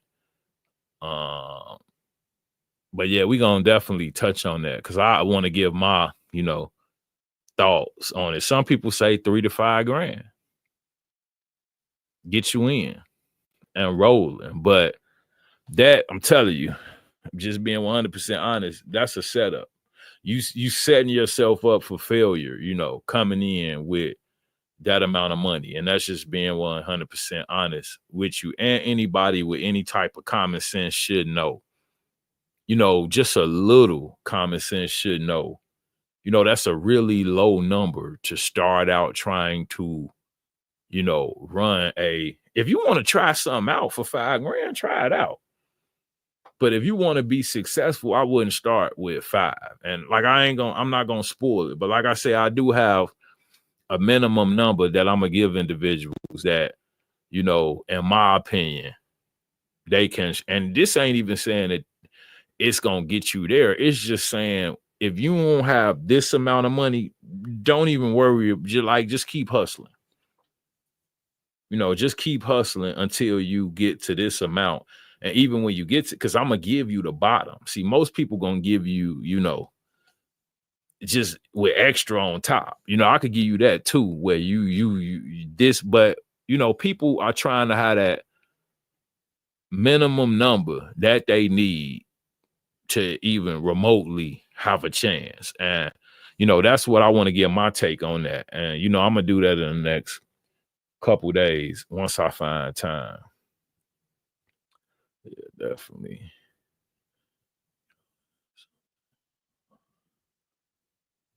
Yeah, yeah. If you don't have something, fall back on. Yeah, down the road. Yep. Yeah. Like chasing your tail. Appreciate you, Justin. Appreciate you. Early morning. For sure, for sure. Appreciate you tapping in.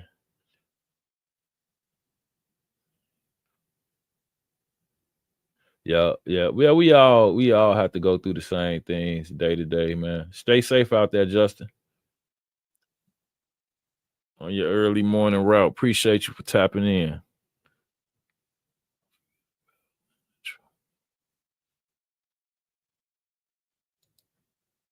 Yeah, that's true.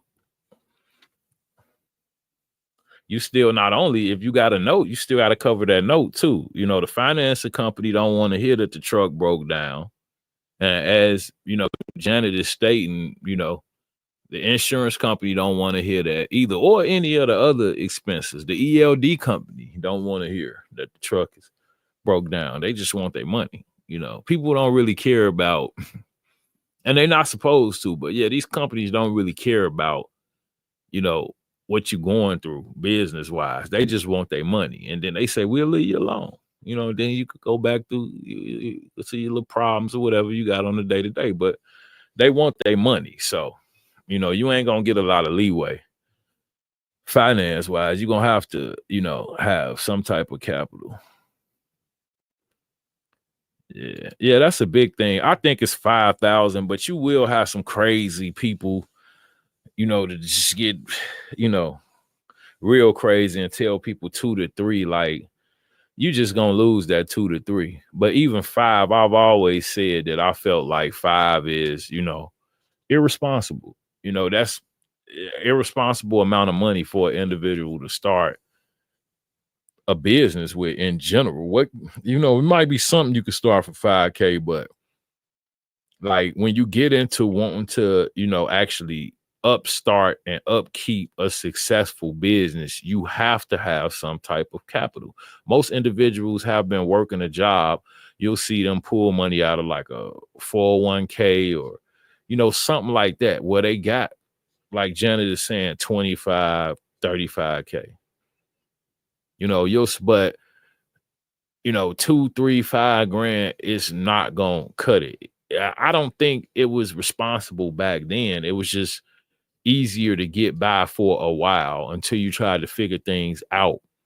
You could limp along, but you don't really want to be limping along. You want to be profitable.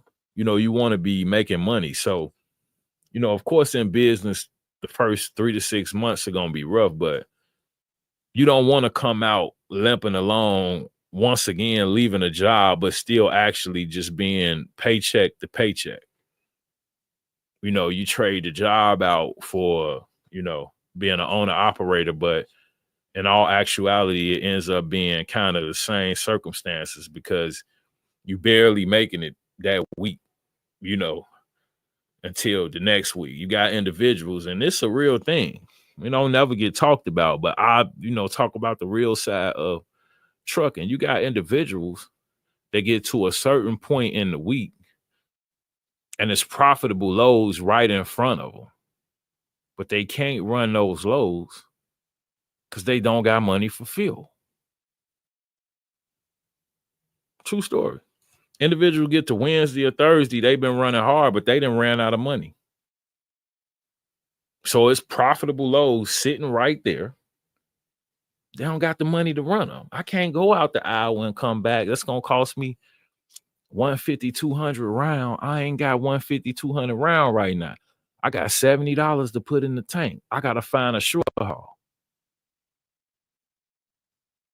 You don't want to be running a business like that, and not for a long period of time. Everybody fall. If you don't give up, then you got to pick yourself back up. And we know that take time. You may have to, engage in some of these activities to get by. But running for 3, 6, 9 months, like what I'm just talking about, where you barely get into the next week having money for fuel, or it's loads right in front of you and you ain't got the money to run them, you don't want to keep running like that. And this is that 2, 3, 5K deal that they put out there that's supposed to be, a big thing. No, that's how you gonna be running. Thursday, you ain't gonna have no money for fuel. You trying to borrow money from a family member to get you to next Thursday. You got a whole week. So an individual sit down for 5 days because he didn't have money for fuel. And now, so he just, for 5 days, just dug the hole deeper. For 5 days, he just digging the hole. Because he had to be down because he didn't have money for fuel. See, I'm telling you the side that you don't get on the internet. Hit the like button. I'm telling you the side you don't get on the internet. See, it's an individual watching this right now like, that shit real. I went through that last week. No cap. Stay woke. I'm telling you, what I'm telling you right now is straight business. It's individuals that encounter that. And once again, it's not to make fun of them. It's just to shed light on the situation so individuals can avoid being in those situations. And like I say, everybody stumble, everybody fall. If you don't quit, then you got to get back up. Getting back up is a process. You don't want to be getting back up forever. See what I'm saying? You don't want to be stuck in the state of getting back up because that get old. And so that's why I say that 3, 5K method of starting a trucking company, how you constantly getting back up. That's the state you'll stay in for a long period of time.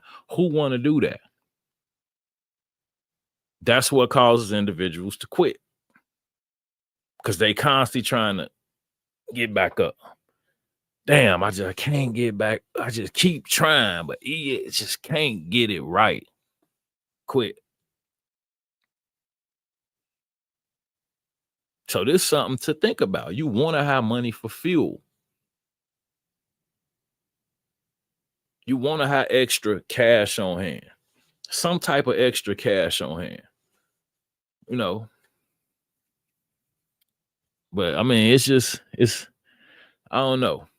It's a lot of stuff that's on the internet that individuals buy into that, it's just not true. All the way around the board, it's just not true. It's a misconception. They have things misconstrued. And, the more we clear that type of stuff up and just be honest with individuals, whether they like it or not, who cares? Because this is the thing, right? If somebody tell you something and it make you upset, but it's the truth, and you don't heed to it, and you go at it on your own the way you want to do it, then just don't cry about what happened in the end. It's simple. You don't got to be mad. Do it your way. Start with $2,000. Start with $5,000. And then let me know how it turned out for you. Do that. Because you will have individuals that'll get upset because you telling them what's real.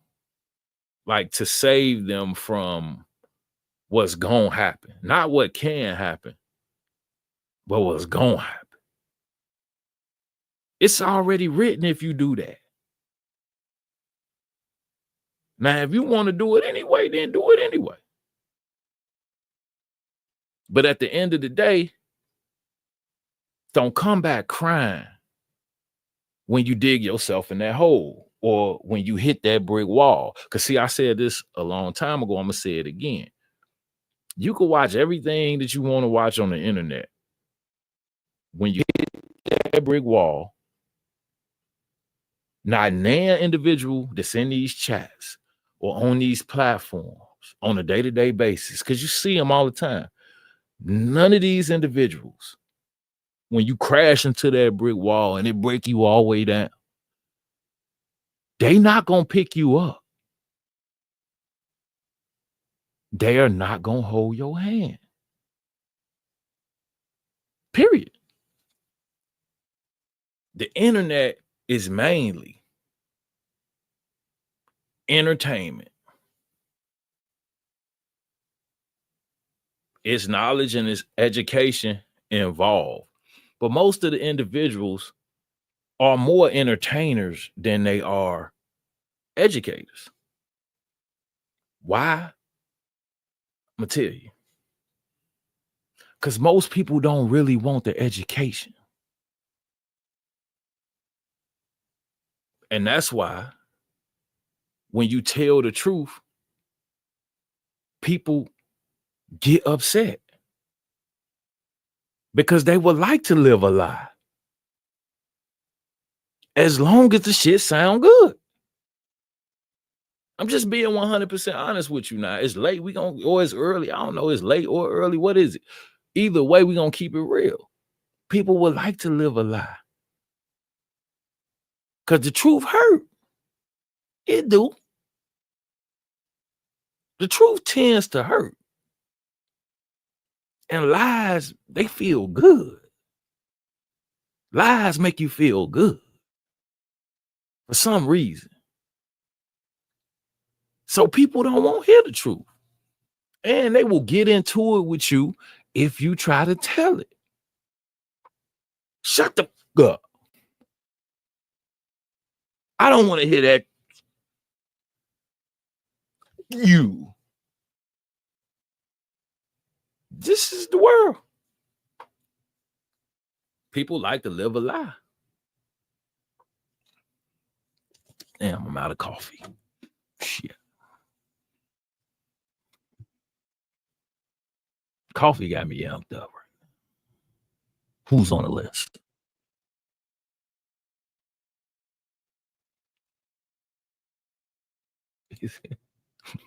She said the only thing you can put on hold is the load board. Yeah, that's for sure. Because you ain't going to be running nothing. You know, when you down and out, you ain't going to be running nothing.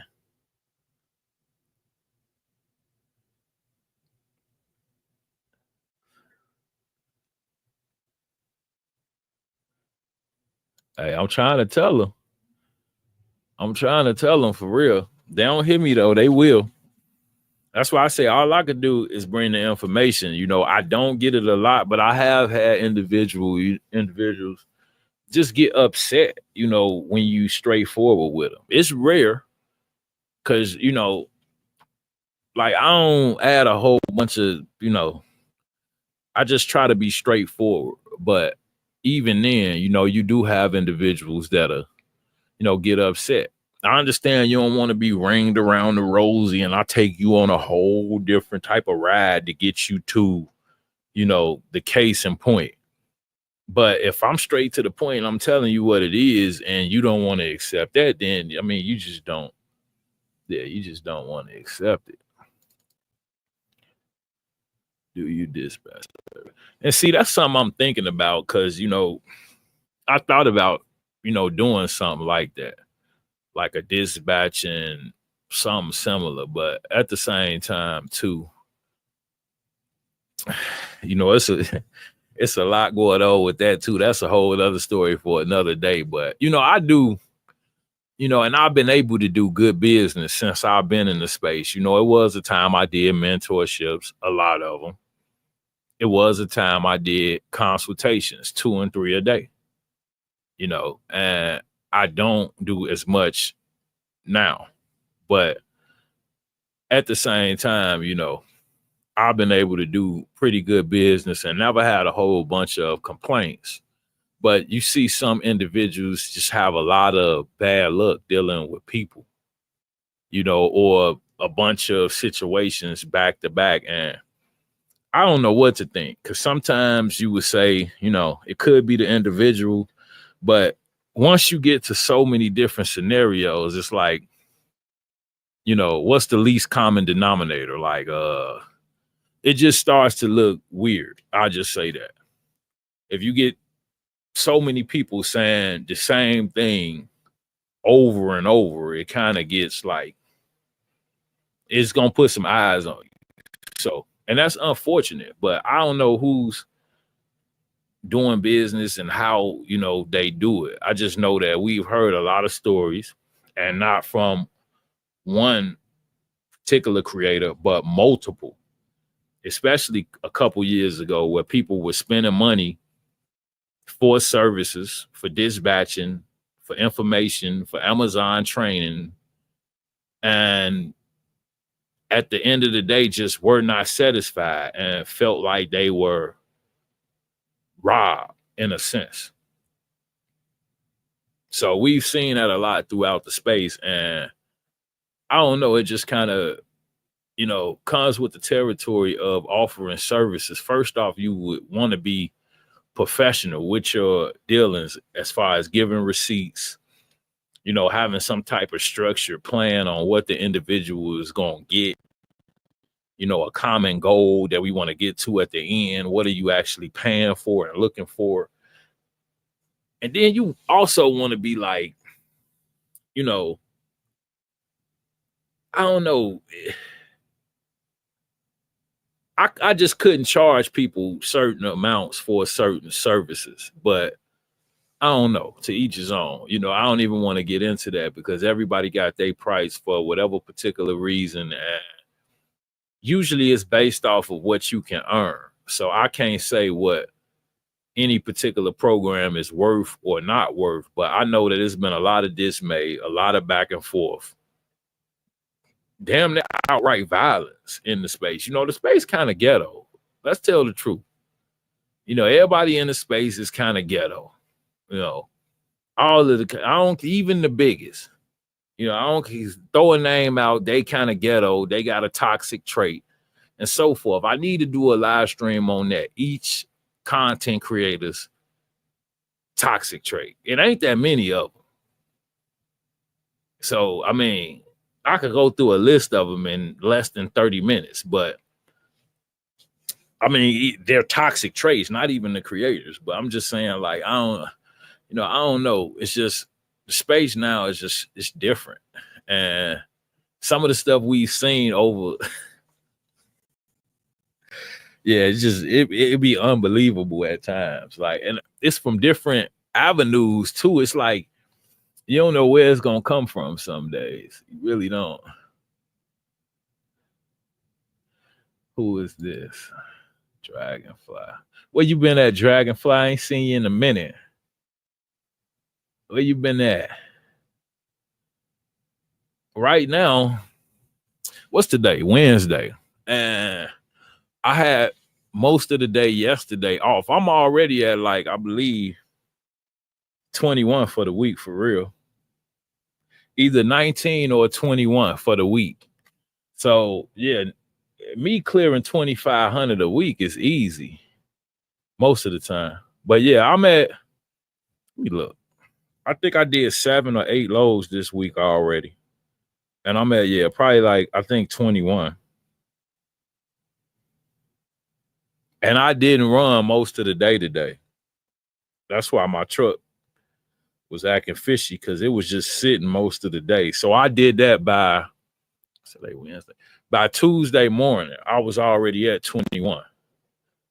But like I said, I know how to. I can't give all my secrets away, but I got another video. This gonna be a cold video right here, where I'm gonna kind of like do a week rundown, but in an interesting way, where it's gonna make it really interesting. But I'm gonna just show you how I kind of go through a week. But yeah, right now I think I'm at. I'm gonna see how many loads I ran. 1, 2, 3, 4, 5, 6, 7.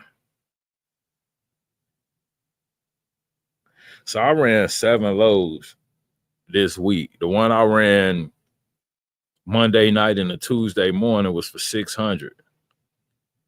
So yeah, the last run that I did was for 600. And that was yeah, a little over about 24 hours ago. But yeah, the clear, anybody that's kind of experienced could easily should be able to at least hit 25 to 3. But it depends on how you run it, and then you can't be lazy. Like, but yeah, it should. Yeah, for me, 2,500. That's slight work. I could do that by Wednesday for real.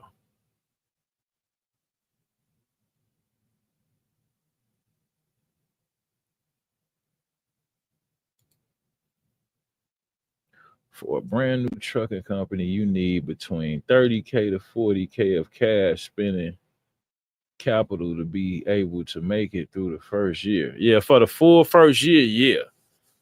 See, I'm trying to talk about until who this Kirk. Kirk, what's happening? Kirky fresh in the building. Hold on. For a brand new, I'm gonna get to you, Kirk. For a brand new trucking company, you need between 30K to 40K spending capital to be able to make it through the first year, the first full year. But see, what I was talking about was pertaining to until you become profitable. That's what I was kind of talking about. You know, until you actually can get to a point where what you make will cover all of your business expenses and allow you something to maybe pay yourself to where you're actually making something. That's what I would consider being profitable. So 30 to 40K for the entire year. Yes, but I don't think you need that much just to get to a profitable state, you know, which could be, you could do that in 3 to 6 months. It just kind of depends on, you know, how you starting out. But I mean, it's kind of to each his own, because there's no guarantees. It just, like I said, even with, you know, like I said, I cleared 21 so far, but depending on, some people may just be starting their week. They haven't ran anything this week. So it's how you come out of the gate. And that's what I'm going to talk about in, you know, this upcoming long form video. It's all in how you shoot out that gate. And that's what I talk about. The pay week starts at 12 a.m. Sunday morning. That's when they open the gate. Some people don't come out until Monday night or Tuesday morning. Like I said, by Tuesday morning, I'm at 21. The next guy might not have nothing on the board at that point. He just getting started. So it's all in how you move and run your equipment. That's kind of how I'm looking at it. So Kirk is saying, am I one of those creators too? Pertaining to Kirk, I have been seeing that you've been having a lot of trouble with individuals pertaining to your mentorship programs and different dealings you've been having, like 2 of them back to back within the last couple weeks. Now, I wasn't talking about you in general. But yeah, you have been popping up, and I saw you on.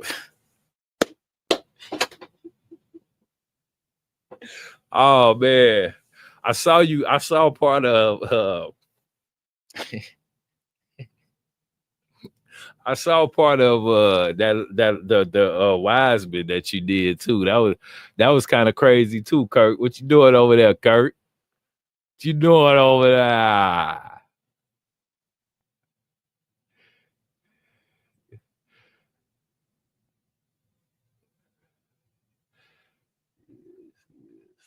Just imagine reading a bunch of 1-star reviews of a company on Yelp. Oh, Dragonfly, you got beef with Kirky Fresh? You don't like the mentorship either? But no, Kirk, it just was in general. I've heard, I don't want to throw names out. That's why, if you didn't come up, I wouldn't have mentioned, you. It's just that, a bunch of different creators, bigger creators, creators that ain't around no more. Some are, like I said, Joe issues and so forth. But it's a lot of dismay. And I see both sides. Like I see it from the creator side, and I also see it from the consumer or the subscribers side. And just to be 100% honest, I've been both. I see 16 people in here right now. If you're in here right now, hit the like button for me. But I've been both. I've been a student and a fan and had a favorite creator, and I didn't have a channel. And then I've been on the side where, I'm now a creator and I have individuals that, support the channel and have been with me since day one or thereafter. So I see both sides. And I've also offered, courses, consultations, mentorships in the past. One thing I will point out, I've always done mine at a fraction of the cost of most content creators, and that's just the way I move because I understand. I've always just kind of looked at it like, you have experience, you offering a service, but at the same time, I am no expert, me personally. I'm just giving you my honest personal experiences and, opinions, which that's worth something. Experience costs.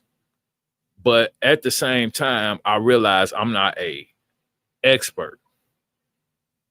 So I try to charge within those guidelines. I also put myself in kind of other people's shoes and just see usually when you're starting up, you don't have a whole bunch of capital on hand.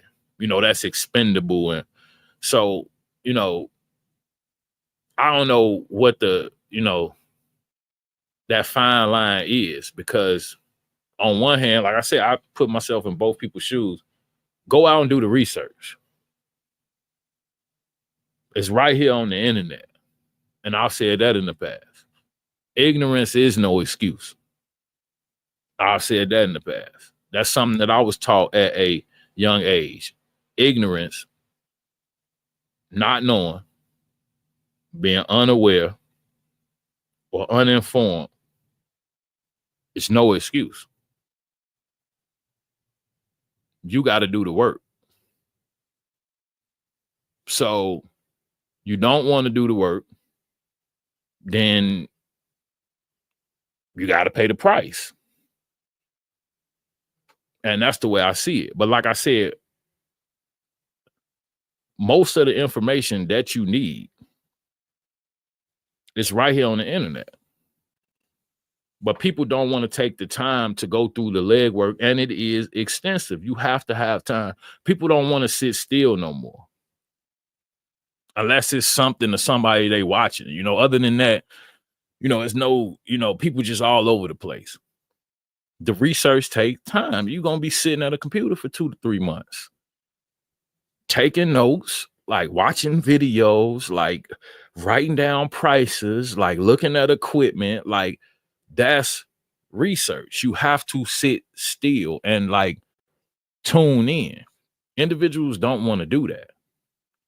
But then you got to pay the price, whatever that may be. And it's all different levels of pricing. So I feel like if you pick somebody to, you know, go with, then you pay whatever price they charge. But I've always, like I said, tried to, and I do this in any situation, you know, and I feel like it's almost like a superpower. But I do feel like I can take myself out of my shoes and most situations, some shit I just can't understand. I'm not gonna lie to you. But most situations I can say, wait, stop. You. Stop being you. Be her. Y'all don't start being weird. Be her. Or be him. You see what I'm saying? What would he think from his perspective? And then once you could actually do that, where no, I'm not me anymore, I'm her. Or I'm him. You know what I'm saying? Like, then, like I said, that's like a superpower. Because now you get a whole different aspect of what it's different than just being stuck in your own little world where you just see stuff from boom, you know, straightforward, you know. But like I said, when you could come out of your own being and be somebody else for 5 minutes, you could start to get a different viewpoint of just life in general. And then you become more, you know, conscious of other people in general, you know, and just how you approach situations. And I think that's the number I talk about that personally too. Like I do feel like I can come out of, you know, my being and be another person and then analyze from their viewpoint and then be like, oh, okay, that's why. And then I go back to being me and own about my personal, you know, day-to-day business. But yeah, I mean, it is what it is. Like I said, I just see both sides. And I don't know how, you know, but price is price. I'm gonna say that for sure. Price is price. So, you know, either you can afford it and you want it, or you can't afford it and you don't. Either or. I see 18 people in here right now. If you haven't hit the like button, hit the like button for me one time.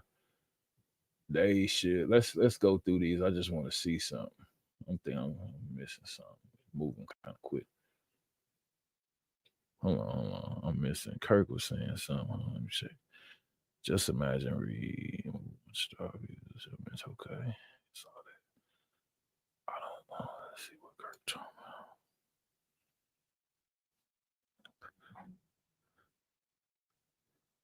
In the stock market is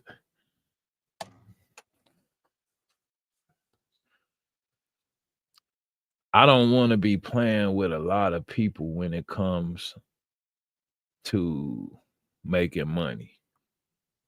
I hear you, Kurt. I hear you. And you know, you do got them certain personality types at the same time. But you know, kind of what Kirk is, if you don't know, I'm sure a lot of people know. If you don't know, Kirk is another box truck content creator. If you're not subscribed to the channel, go subscribe to the channel. Go check them out. You know, I don't have any issues with Kirk. He seemed like a good dude. I don't know him personally, but I've dealt with Kirk in the past in the space. You know, we cool. You know, so yeah. But what he's saying is he's had a couple situations where he's mentored or guided different individuals, and for whatever reason, you know, it was back and forth pertaining to those dealings. And I've caught wind of some of it. You know, some of it'll be, you know, it'll be long. So I may not catch every, you know, I click in and click out. And that's with most of the stuff on, you know, YouTube in general. I click in and I click out. So I may catch 5, 10, 15 minutes of a, you know, stream. and I may go do something else and come back. I mean, I just pick up wherever. I usually just go to the live part. But I've seen a couple situations where, it's been a little back and forth. And, me personally, I don't know who's right or who's wrong. I wasn't there. I don't know what they got. And my thing is, some amount of money may seem like a lot. Let's say $5,000. You charge somebody $5,000 for a mentorship. That might seem like a lot of money. But if the individual makes $3,000 the first week, $2,000 the next, 32 the next, $4,000 the fourth week, then they've recouped that investment.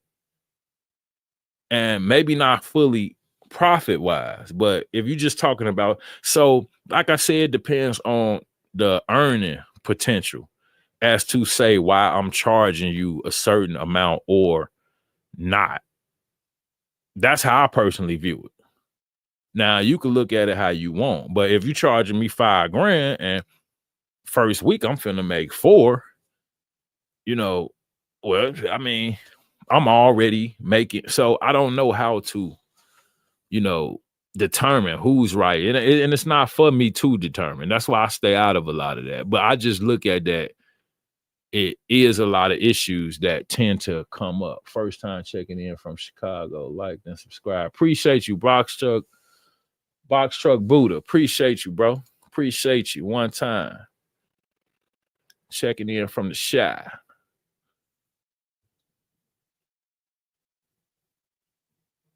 Janet said they should see it as they have been in the same situation. That's kind of how I look at it. And that's why I say I make content, but I was a fan first. I've talked about that on a numerous different occasions. It was a time that I did not have a channel and I had a favorite box truck content creator. When I seen the notifications for him to make a video, I couldn't wait. I was ready. When the video came on, I was pumped. I've been a fan. That is what inspired me, and I inspired others. They may not never tell you, but I inspired them fools.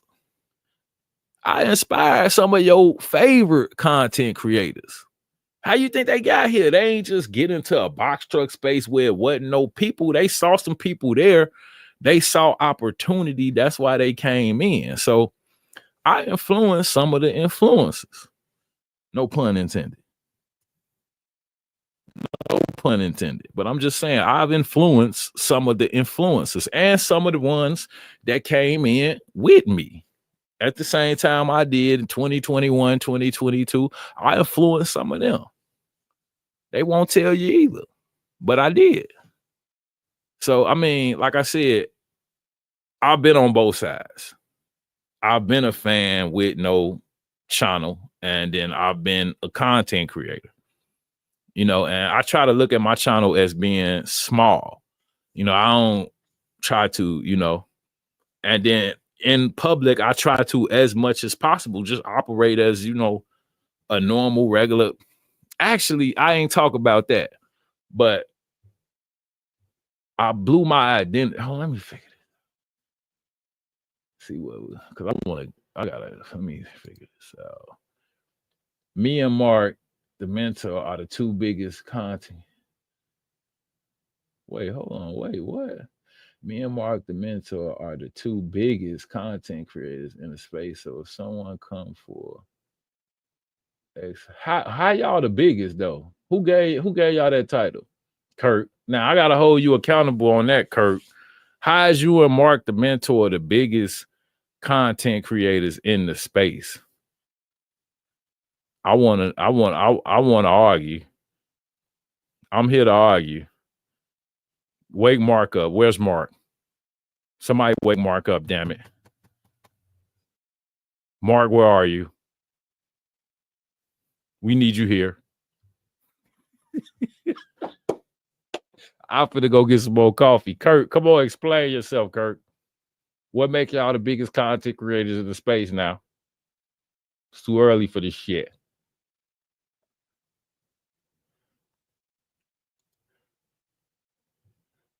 You are my favorite creator in this space since the very beginning. You are a good person, Midwest. I could tell.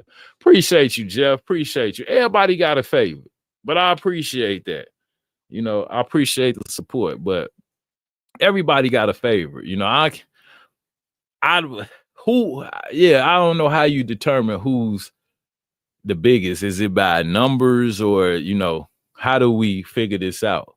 What we go by? Because if you're saying the biggest in numbers, neither one of y'all got the most subscribers.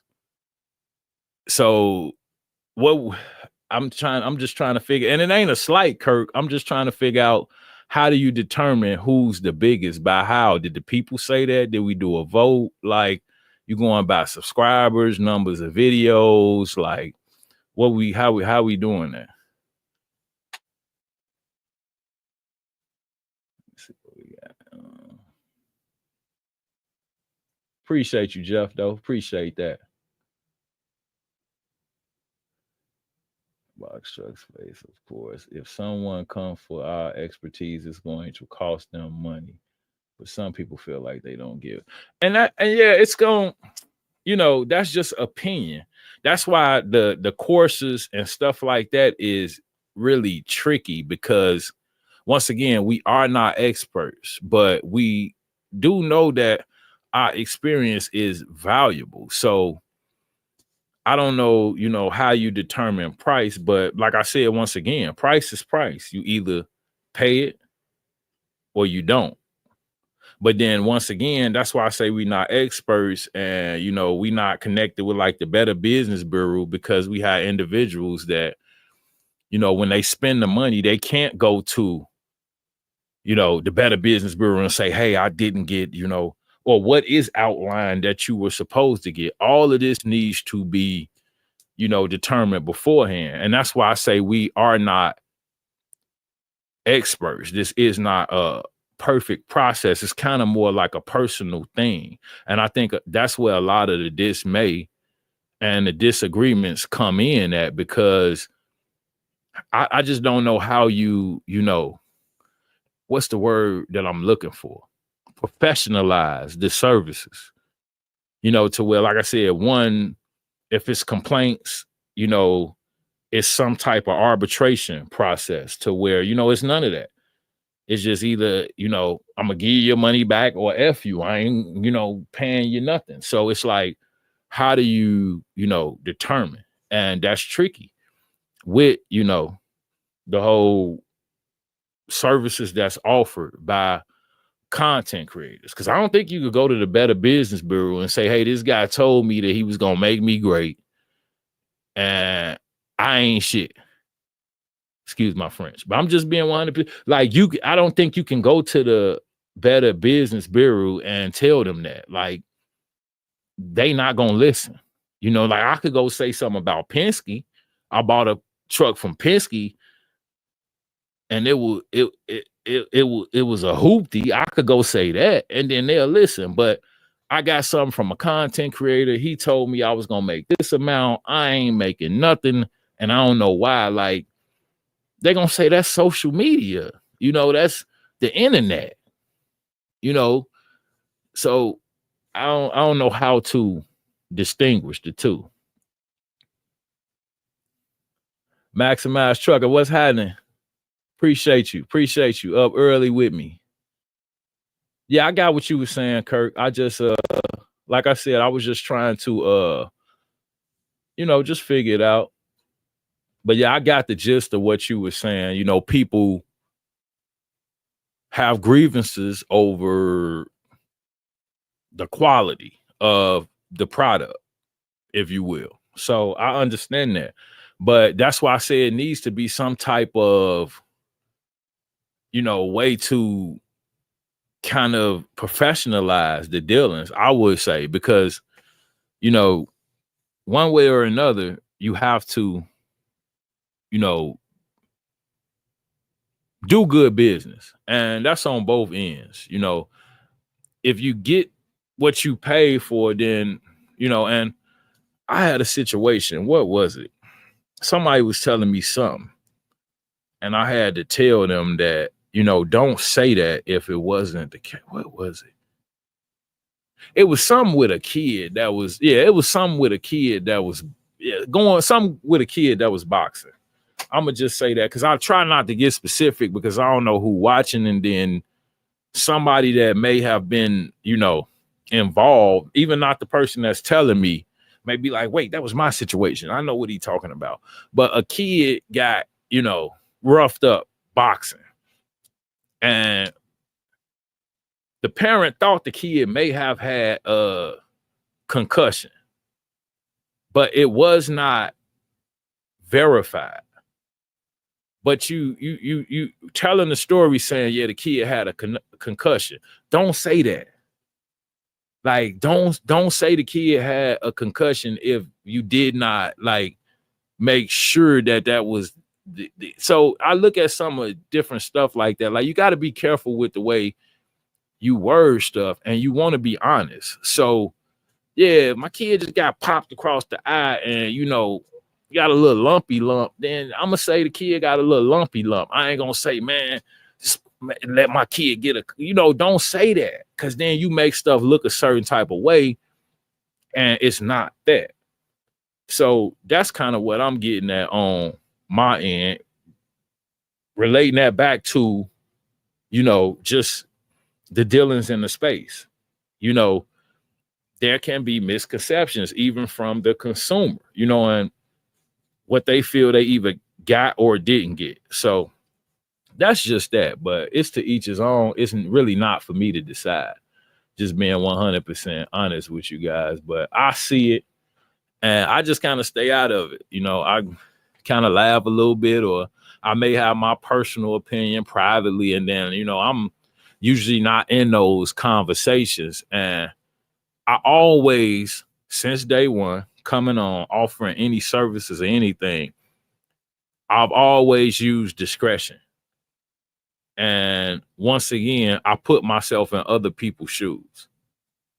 People that, purchase services.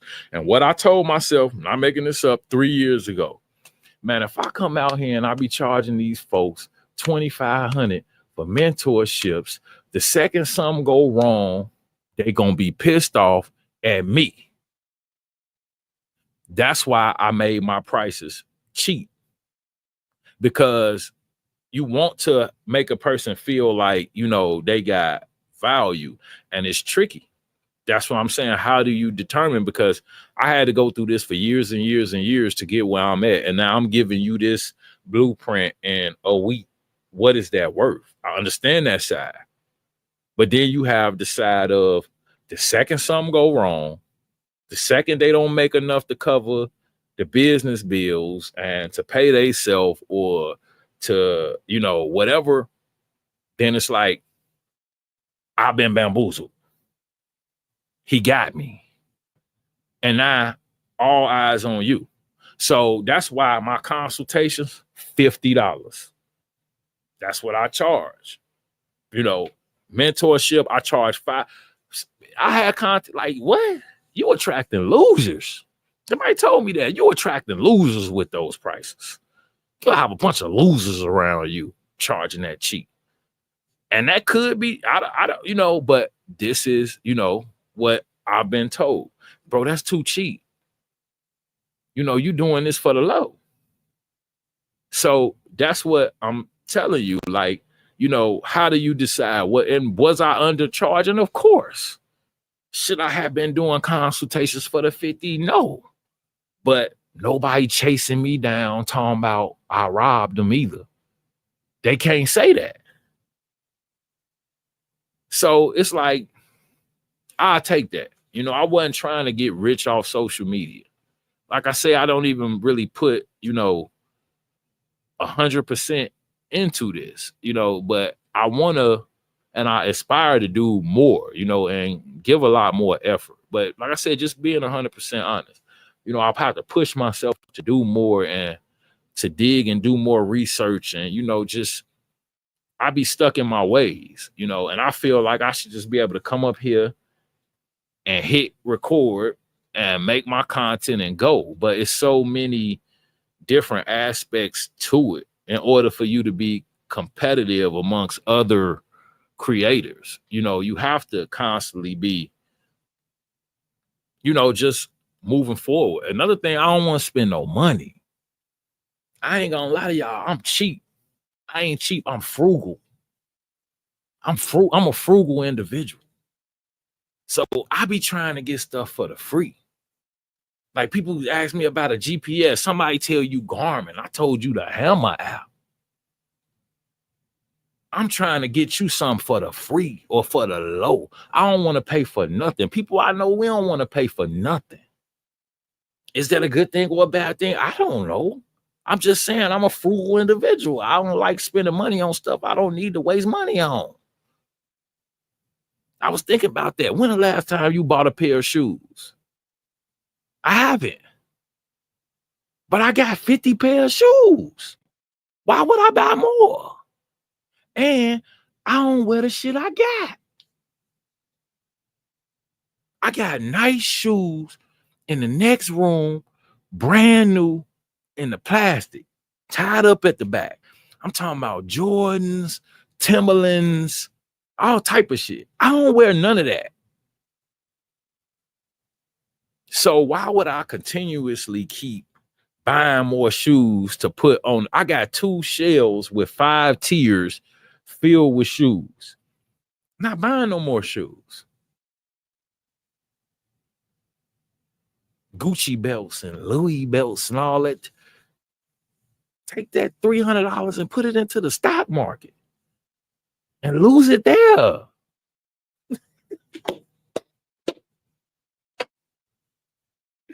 Oh, man. Put that money into the stock market and lose it there. Put it into an unprofitable, a bad stock instead of the Gucci belt. That's a better use of that 300. It's 19 people in here. Somebody hit the like button for me. What time is it? Oh, see, stock market lost some more money. What do you know? What do you know? What you gonna do? What you gonna do? Just wake up losing money.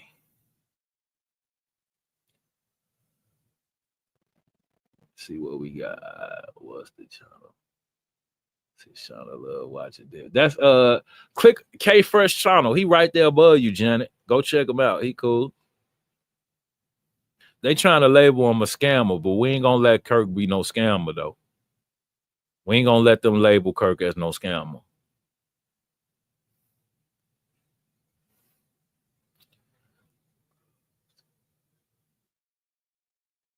Woke up to a banned Amazon. They always find time to mess with me. What they ban you for, bro? Damn, that ain't never no good day. What he said, I have no idea how I keep dealing with.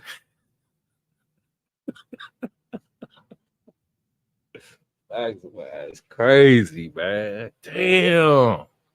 What they ban you for, bro? Come on, man. Let's see. You said it yourself. I'm the king of partials. Mark is the king of business plan, and both of our ears in business. Kurt, come on, Kurt. Now you can say ears. You can't spell it like that. You gotta put the Y on there, Kurt. You take that down.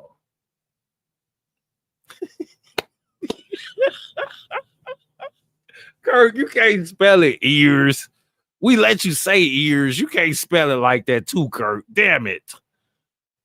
Come on now, Kurt. I'm not gonna do this with you this early. I promise. Put the Y on there, Kurt. Put the Y on there. I ain't messing with you. Come on, Kurt. Don't like Mark too much. He double back on a lot that he said. I mean, let me talk about that too. Okay, she said, and everybody, some people don't. Everybody got somebody they don't care for. Okay, I'm gonna say this too with anything.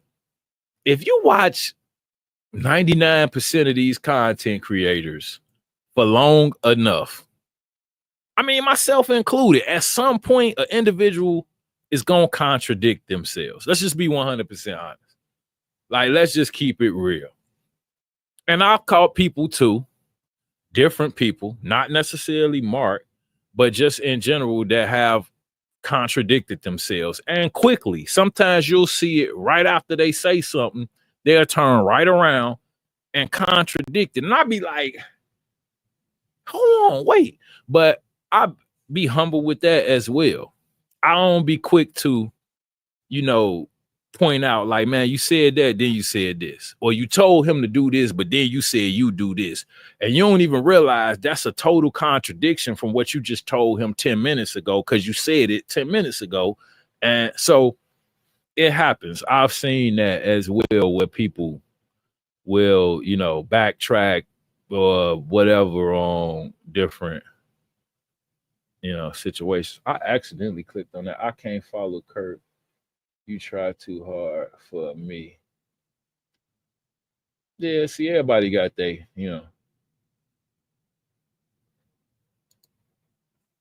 Jeff, appreciate you, bro. And that's what I'm saying. Like, everybody has their, support group.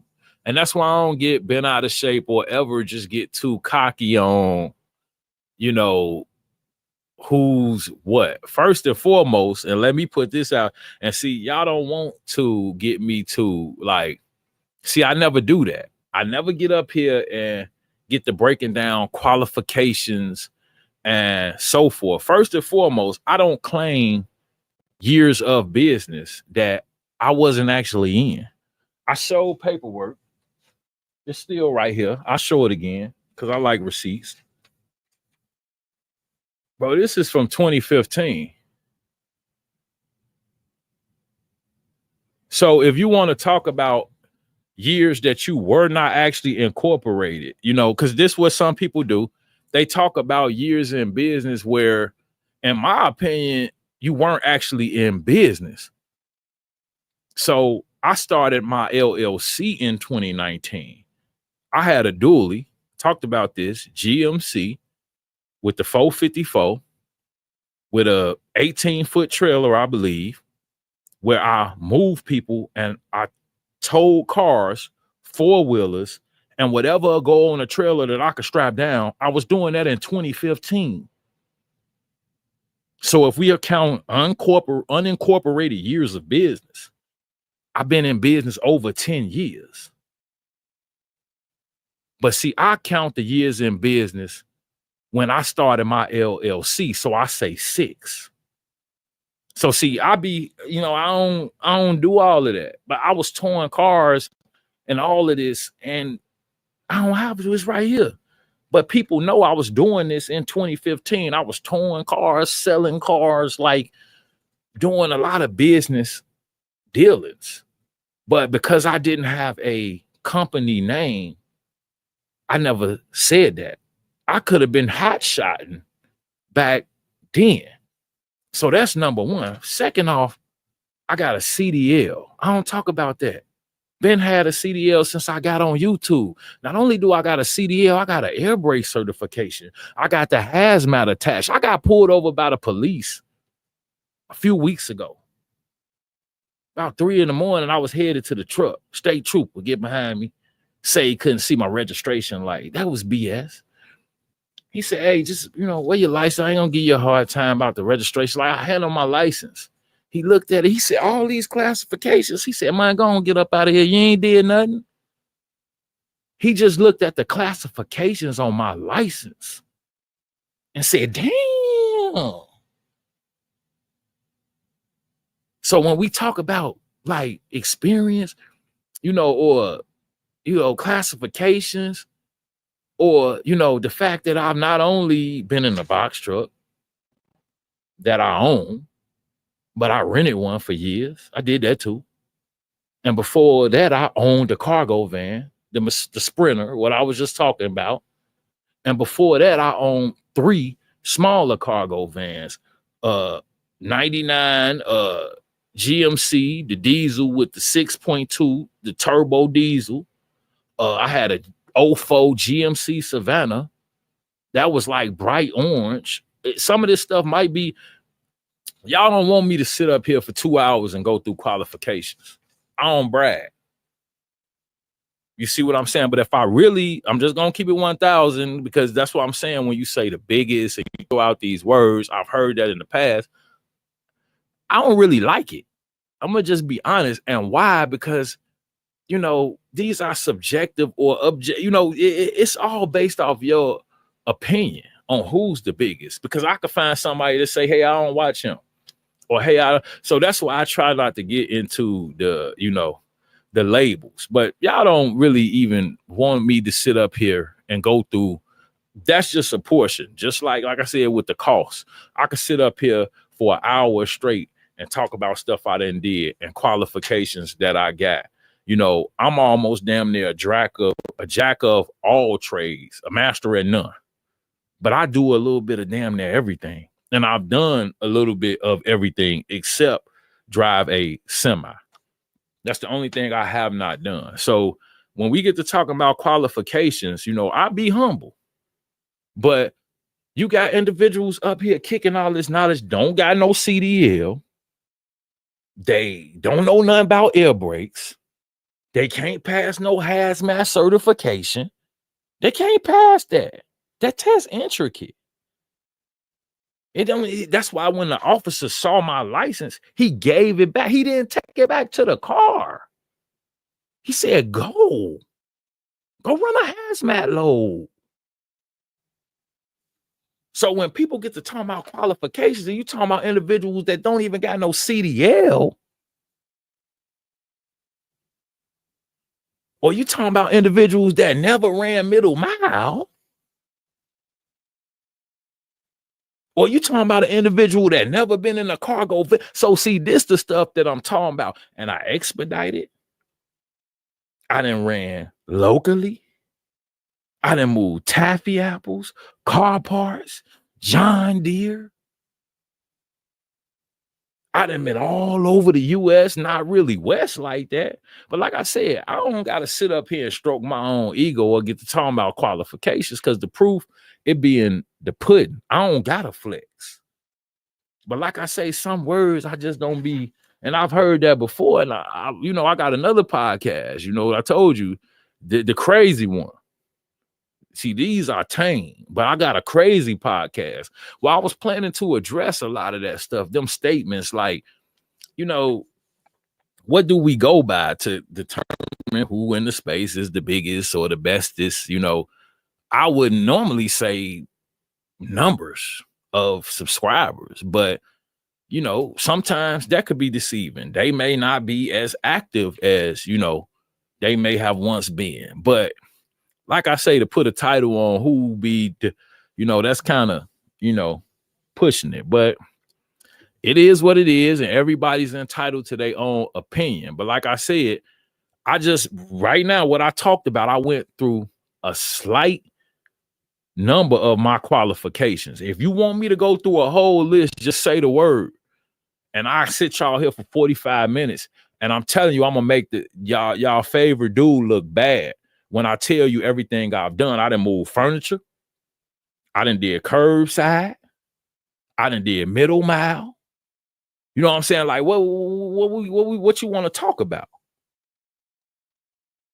Like I said, I done did a little bit of everything. And I don't brag, except the semi. Other than that, I done done a little bit of everything. And I got the certifications to back it. So I could tell you what you're supposed to be doing in a commercial vehicle for real.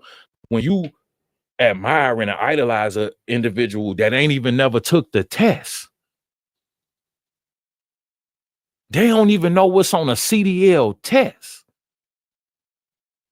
You idolizing an individual ain't never used the ELD. They don't even got a total understanding of the hours of service. Don't get me to talking shit. Y'all better let me stay humble. See, because I do this sometime, but I be trying to be cool because certain stuff, it just ruffle my feathers, it grind my gears a little bit. Cause I'd be like, see, I don't flex. I don't talk about a whole lot of qualifications and certifications. But if we want to start making people look bad up here, cause see, when you say, oh, I'm the biggest, then you put me as lesser than. You automatically made me start competing because you saying, oh, well, we the biggest. Bro, I'm a content creator too now. So if you ain't got the mostest in the numbers, then you know what I'm saying? Then what exactly is we talking about here? That's my thing. And it ain't to be facetious. It's just, just being 100. How you determine who the biggest is? Because if we ain't going by numbers, then what do we go by? Is we going by certifications, qualifications, years in business? What we doing? What we doing? And I've heard that, and I ain't like it. I plan to touch on it, but yeah, I don't like that, Kurt. That's just being 100 with you. I don't like the biggest talk or whatever that, no matter how many years y'all been in business put together, or whatever, Mark being the business professional and you being the partial, that how does that still qualify you to be the biggest? You ain't, to me, you not, case closed. You ain't proved your point. And like I say, Kirk, I like you. You a cool dude. We smooth, but I don't agree with that statement, and I ain't gonna act like I do. I don't like when Mark said either. Just being 100% honest, because it automatically, like I said, first, I look at numbers. And if you got half of what another guy have, how are you the biggest? And it ain't nothing personal. How are you okay, so are you saying, are you judging and going off of quantity over quality? Now say, okay, I produce the mostest. We let you get away with that. If you say I produce okay, cool.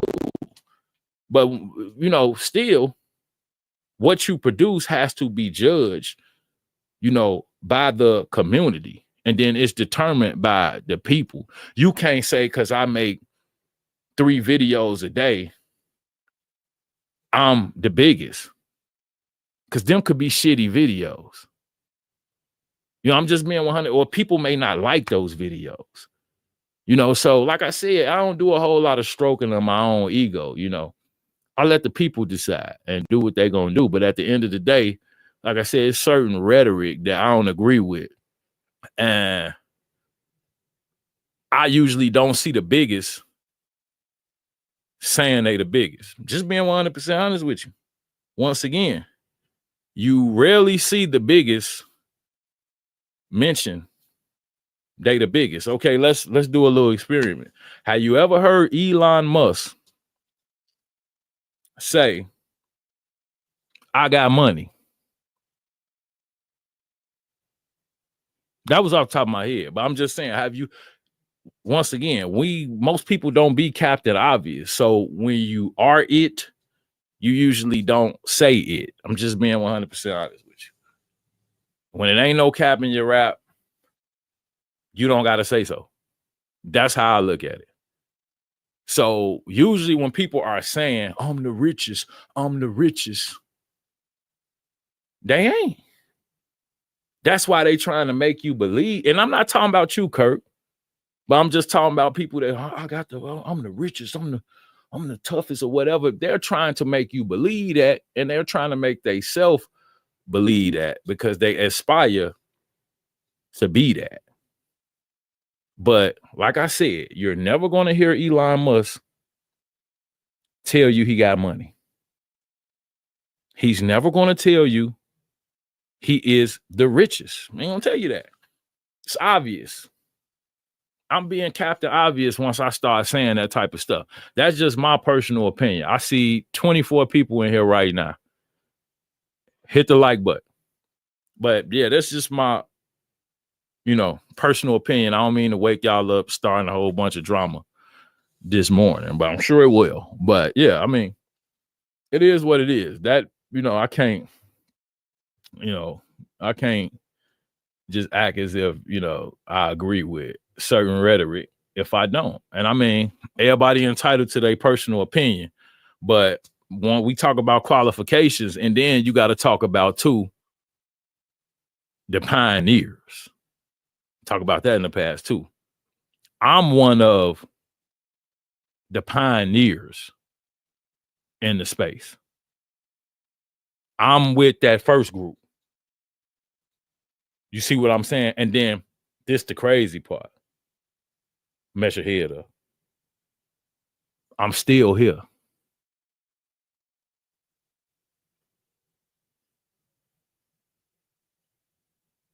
So, with that being said, you take it how you want to. I mean, in general, I'm just talking to, but I'm one of the pioneers. I've been here the whole time. I'm still here. I'm still doing it. And I'm still relevant. You see what I'm saying? And I still got the sauce.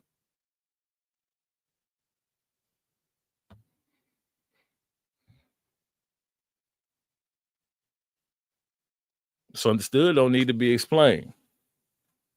So I'm gonna leave that at that. But yeah, pertaining to just the talks of, and the space is competitive. But like I said, you got to pay homage, to, what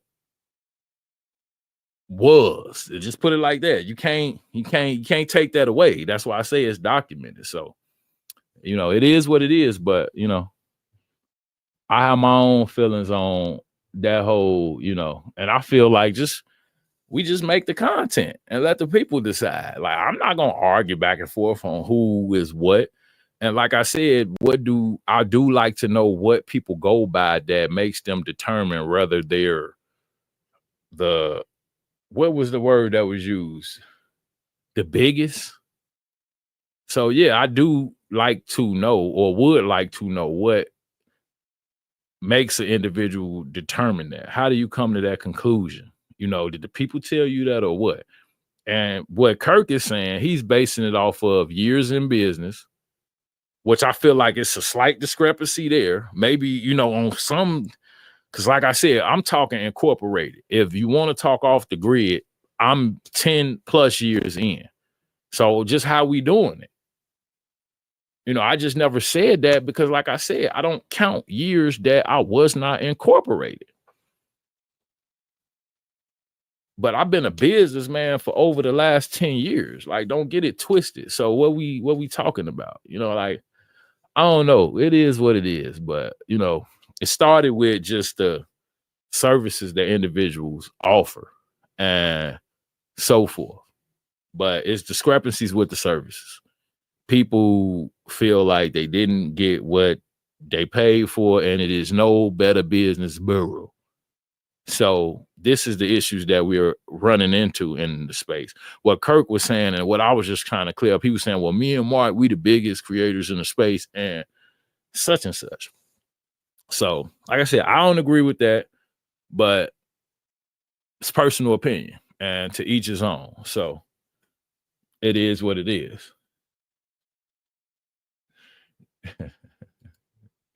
Oh man. It's that late night, man. That late night lingo, it'd be different late at night. You get a whole different aura. You get a whole different aura.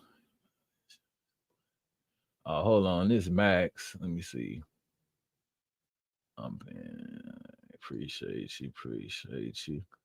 Made up. So this is pertaining to Amazon banning my boy Max and made up another insurance compliance issue. They've been doing these on and off heavy for the past 3 years. They literally will not let me live with A+ longer than 2 weeks without making up scenarios. So Max, what I'm thinking, insurance compliance, that's just a suspension, right? You're not banned then. You just got to clear up that insurance issue and then you should be good from what I'm thinking.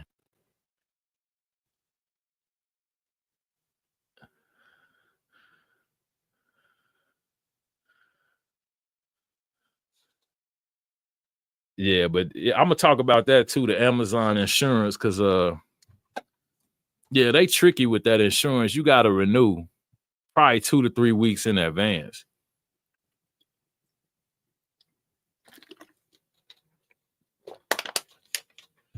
And another thing I think a lot of individuals don't remember to do, and this is why I want to talk about this, is once you renew your insurance with whatever carrier you go with, or whether you stay with the same carrier, you want to contact RMIS directly.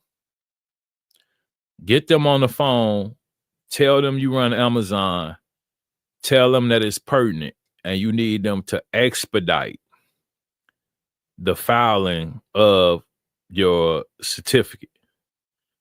Normally it takes 48 to 72 hours. If you call RMIS directly, they will expedite the filing and have it filed within like 2 hours. The next day, once they do this, the following morning, it'll show up in Amazon's system because Amazon goes by RMIS. And that's how they determine if you're in compliance insurance-wise.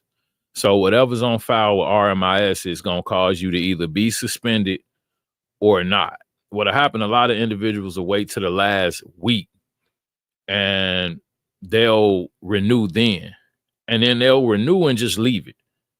They never call RMIS and say, hey, I run Amazon. They picky about the insurance.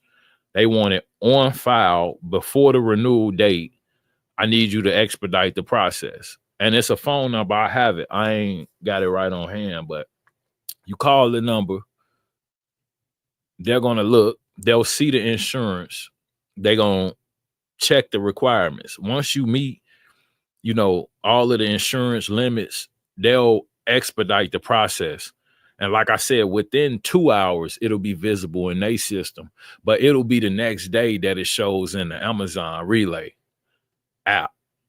And that'll help you avoid the whole suspension process. Another thing individuals need to be looking at is whether or not when you look at your insurance, it should either say sufficient coverages on file or insufficient coverages on file. If it says insufficient coverages on file, you need to go back and call RMIS because the Relay app does not see your insurance. Even if it's still displaying your old insurance policy because the renewal date ain't came up. Say the renewal date is February 21st. So that date hasn't come up yet. But if Amazon is aware that you've already renewed and they see it in RMIS system, it'll say sufficient coverages on file, meaning we already see your insurance renewal. If it's showing last year's insurance, but it says insufficient coverages on file, then they're going to suspend you before your renewal date, usually within like 7 days, but it varies. But yeah, you'll get suspended eventually due to having insufficient coverages. But people don't look and read. Right there at the top of the insurance section, it tells you either you got sufficient coverages on file or insufficient coverages. That's telling and what's going to happen approaching your renewal date. And that's something I'm going to talk about in a long form video, but a bunch of people run into what Max has went through where they end up getting suspended due to petty insurance reasons when they have insurance on file, but it's just not connecting between RMIS and the Amazon Relay app, which is only a 24-hour process. And like I said, you could expedite that. I did it this year and I did not get suspended. I call RMIS like, hey, I run Amazon. I need them coverages to show like now. And they was like, okay, such they went through. And once they said, okay, we got it on, give us 2 hours and it'll show up in the system. I see 25 people in here right now. If you haven't hit the like button, hit the like button for me one time. But yeah, that's how I avoided it. I've been myself suspended for a day or two, twice, where renewed my insurance and Amazon didn't see it and I renewed it and said I'm good. They supposed to know. Once again, in business, you always got to fact check everything. So that's what people, man, I renewed it. The FMCSA see it. Amazon should see it. Amazon don't care what the FMCSA see. They only care what's in the RMIS system. Because you renewed your insurance, don't mean it's displaying in the RMIS system. So you have to, as a business owner, be diligent and do things ahead of time and ahead of schedule. You check all of this beforehand. That way you don't end up in these, tricky situations. But it happens to the best of us. Like I said, it's happened to me twice. This year, I was determined that that was not going to be the case, just being 100% honest with you. Man, I already know my position. Like I said, hey, we ain't going to argue about it. And you could be whatever, but you can't, I'm one of the pioneers. Like I said, one of the day ones, the damn near day ones. So that we can't argue. You know what I'm saying? Like, and a lot of the things that individuals are now figuring out, I was waiting for them to figure out. I sat back and watched. I ain't say nothing. See, that's how you do. Like a lot of the stuff with this situation with Kirk. Let's see what. Hold on, But appreciate you, Max. Appreciate you. Let me look at what Kirk talking about. Midwest does the same thing. Also, double back and things that you said also contradict yourself without realizing. I mean, Kirk, I said that. You know what I'm saying? Like, and I don't know, if you took offense to, something that I said, but that's what I just told Janet. Exactly what you said. We all, myself included, as well as content creators in other spaces, fitness and other communities do it as well. All individuals may say something and then later on contradict themselves. Nobody's perfect. That's what people don't realize. And that's why I don't portray myself as that. Because everybody makes mistakes. And if you put a lawyer on a stream and he go word by word, I guarantee you at the end, he can come. I've watched some of the people who may say, hey, I'm whatever. And I've listened like, bro, you just contradict. So that's the point. I mean, me personally, I don't take it personal because I don't portray myself as being perfect. I'm the first person to tell you that. One, I make mistakes. Two, I'm a normal person. Three, I don't put myself on a different level than, other individuals. I still walk in these facilities on a day-to-day basis. You see what I'm saying? So how could I put myself on another level than anybody else? So I don't have that mindset. But yeah, I don't know exactly what you took offense to as far as, what I may have said earlier in the stream, but it just kind of is what it is. Everybody contradicts themselves because nobody on any of these platforms are perfect. You're not going to find one. And that's my whole thing. People can put themselves out as being perfect. I mean, that's cool. But at the end of the day, we all know that's not real. Just like, just different aspects of this. Just like, different aspects of business, running business, starting a business. Nobody started a perfect business. Not one person. Everybody made mistakes. It was always something they did not know. It was always something that was left out or forgotten about or something that they could have done better at. So who would I be to come up here and then tell you run a perfect business? I ain't start out running no perfect business. Don't make no mistakes. I made a bunch of mistakes. So that's what I'm saying. Either one, somebody not being honest, or two, you are removed and just unaware of what actually happens day to day in business. And that's just point blank, period. So I mean, like I say, people could take it how they want to take it. It could be debated or whatever. But the point is, there is no perfect owner operator. There is no perfect business. Business is gonna come with issues, trials, and tribulations. And I think anybody that leaves that part out are being unrealistic. Point blank, period. You're being unrealistic to think a new business venture is not going to encounter issues and make mistakes and end up losing money and different. It's going to happen. Now, I can give you as much information as I can to try to help you avoid that. But at the end of the day, it's going to occur. And for somebody to put you, at a point to where they tell you you need to be, man, yeah, that ain't real. It's the internet. That's what I'm saying. It's the internet. And I'm going to talk about that because I already see it's a hot topic. I ain't mean to ruffle no feathers, but I'm just saying that, what people pick up and perceptions that people get on the internet pertaining to what actually goes on a day-to-day basis is just two different things.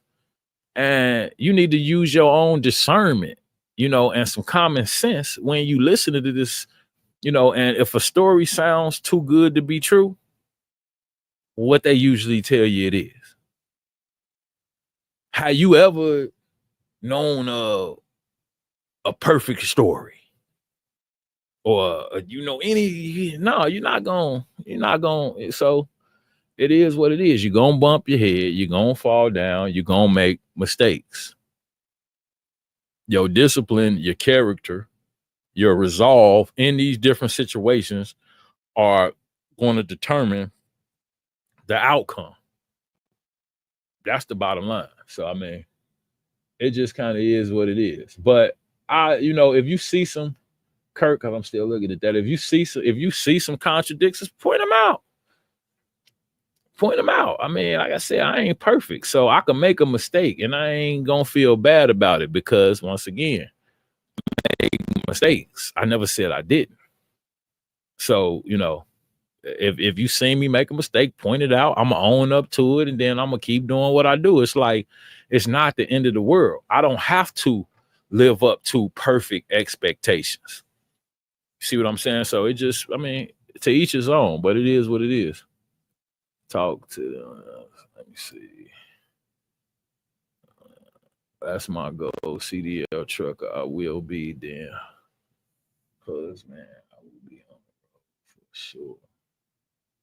sure. For sure. Yeah, y'all. And then we need to see more couples on the road. Y'all, yeah, involve y'all significant others and work together. I'm telling you, that's gonna get you to the common goal quicker. When you and your significant other on the same page pertaining to business, because yeah, that could be, a factor as well. So you definitely, she mentioned husband and then, hit the road. But yeah, if you could find somebody with the same type of, common interest and, know a little bit about trucking, that's what's happening. I comment. Fluently being in the truck and making quality content inside and outside the truck. Keep it up, fam. Appreciate you, Max. Appreciate you. Max been a supporter for a minute. You know what I'm saying? He almost like he like family. Some of the individuals on, these platforms are like family. I've, known, conversated, and talked back and forth with them for years, sometimes multiple years. So I definitely appreciate all my day ones. I'm saying, hold on, let's see what Kirk. I'm saying the biggest because of the content and my expertise of the things I do, not just from a YouTube perspective, but from a professional perspective. Also, I think you're misunderstanding. Kirk, I mean, like I said, I feel like it's just to each his own. It's personal opinion. So, and I think you should feel like that. You should feel like you the biggest. It's a different aura when you say it. That's how I feel. Kurt, I ain't, and we all good, but that's how I feel. I mean, feeling is one thing, but speaking is something different, because see, now you putting it out into the universe. You see what I'm saying? And once again, then you have individuals who say, okay, wait a minute now. He say he the biggest. Wait a minute. Because me personally, if you say you the biggest and I got more subscribers than you, I'm like, hold on, homeboy. What you talking? Double up. Double up. For you. So this me. But see, it's other humble, and because man, ain't no way you gonna say that to me, and then I'm gonna put it in your face then. You know what I'm saying? So that's what I look at. So that's what, but you're explaining how you determine the biggest. And I'm telling you that the next man may determine the biggest by another means or methods of getting there.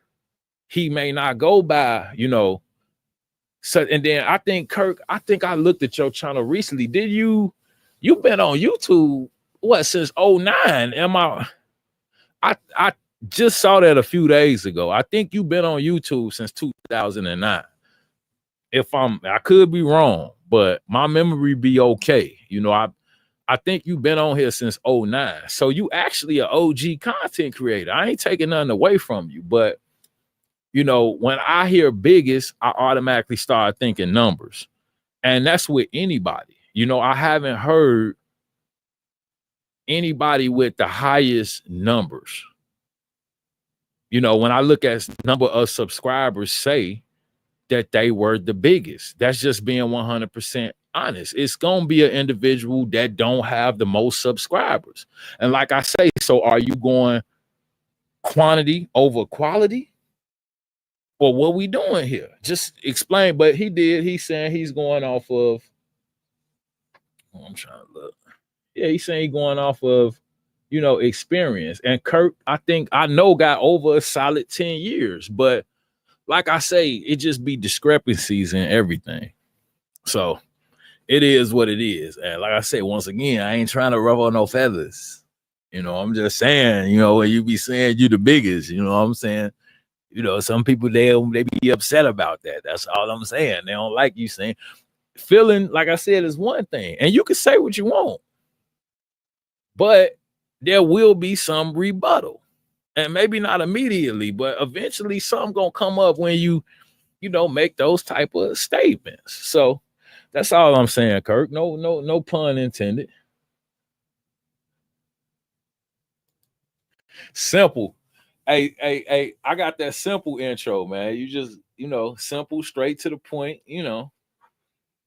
because everybody got a different genre of music, yeah, just it be crazy. So, it is what it is. Y'all go check Kirk out though, man.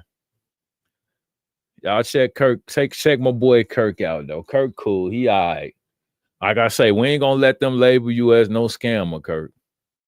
We know you ain't no scammer. You may not be the biggest, but we know you ain't no scammer now.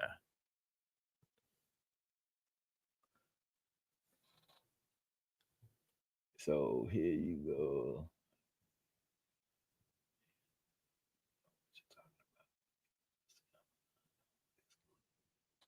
And yeah, I appreciate that, Kirk. I appreciate that for sure. Yeah, I appreciate and that's something people try to, that's something else people try to just throw me because somebody, and not even in the space, but personally was like, yeah, you be giving me the game on Amazon.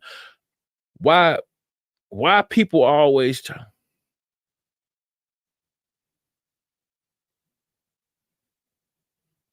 Man, ain't no route today, man. Y'all told me that was canceled. I'm not, see, we not finna do that. We not doing that. I'm not running nothing. Oh, sir. I'm talking about, man, I had a route that was canceled. And then they want to talk about, I'm not, y'all gonna be ass out today. Oh, sir, I'm not mentally prepared. Looking at crazy stuff. I was talking to somebody about some dedicated work. They talking about they want the hold on it. Then now they talking about the passcode for your route. Ain't no passcode for my route because it ain't no route. Shit, y'all finna be out there in the cold today, I promise you. Cause see, I was ready to go last night or yesterday, then y'all better get out of here.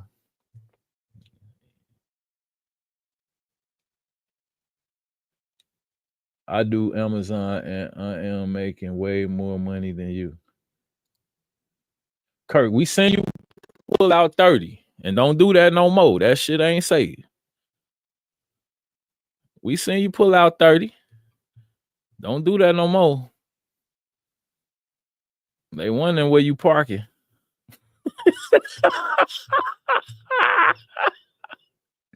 Them savages wondering where you parking, Kirk. I know you mean well, but don't pull out 30 no more. It's not safe. Not safe. You know what people would do for that type of money, Kirk?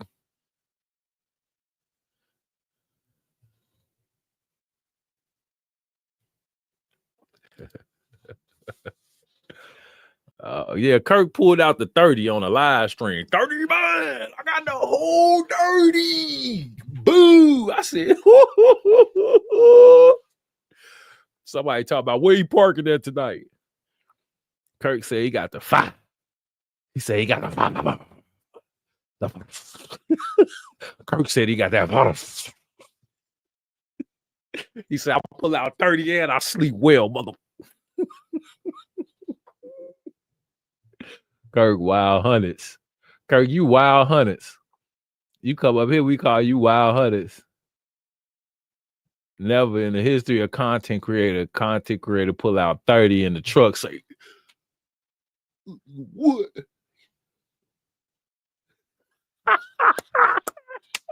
Kirk say, hold on. We'll go in the back. Hold on. Finna get the 5.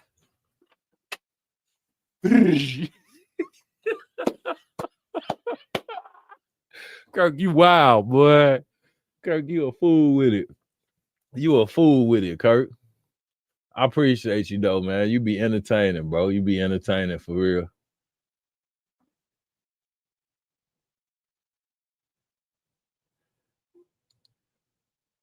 Man, I did run for president. Y'all didn't know? Yeah, I ran in 20. I voted for me. I'm my president. You didn't know that? Yeah, man. I ain't tell y'all. I ran. Yeah. I voted for a Midwest box truck in 2024. Yeah. I bet on me. Great Pole Way. Who is great? You know what? Now, Great Polo. Where you been, Great Polo? You been missing, Great Polo. You know, you been acting funny. You ain't gonna come over here and give me $2 and try to act friendly. Well, I appreciate that, Great Polo. I appreciate that $2 super chat. Yes, sir. And I appreciate you for gracing the stream. Where have you been, sir? Where have you been? I know you are MGM security. I know you MGM, but you supposed to be here too, Great Polo. I have not seen you. You know, that is some disloyal activities, to say the least. Where have you been, sir? Explain yourself. I know why you're here. I know why you're here. Mm-hmm.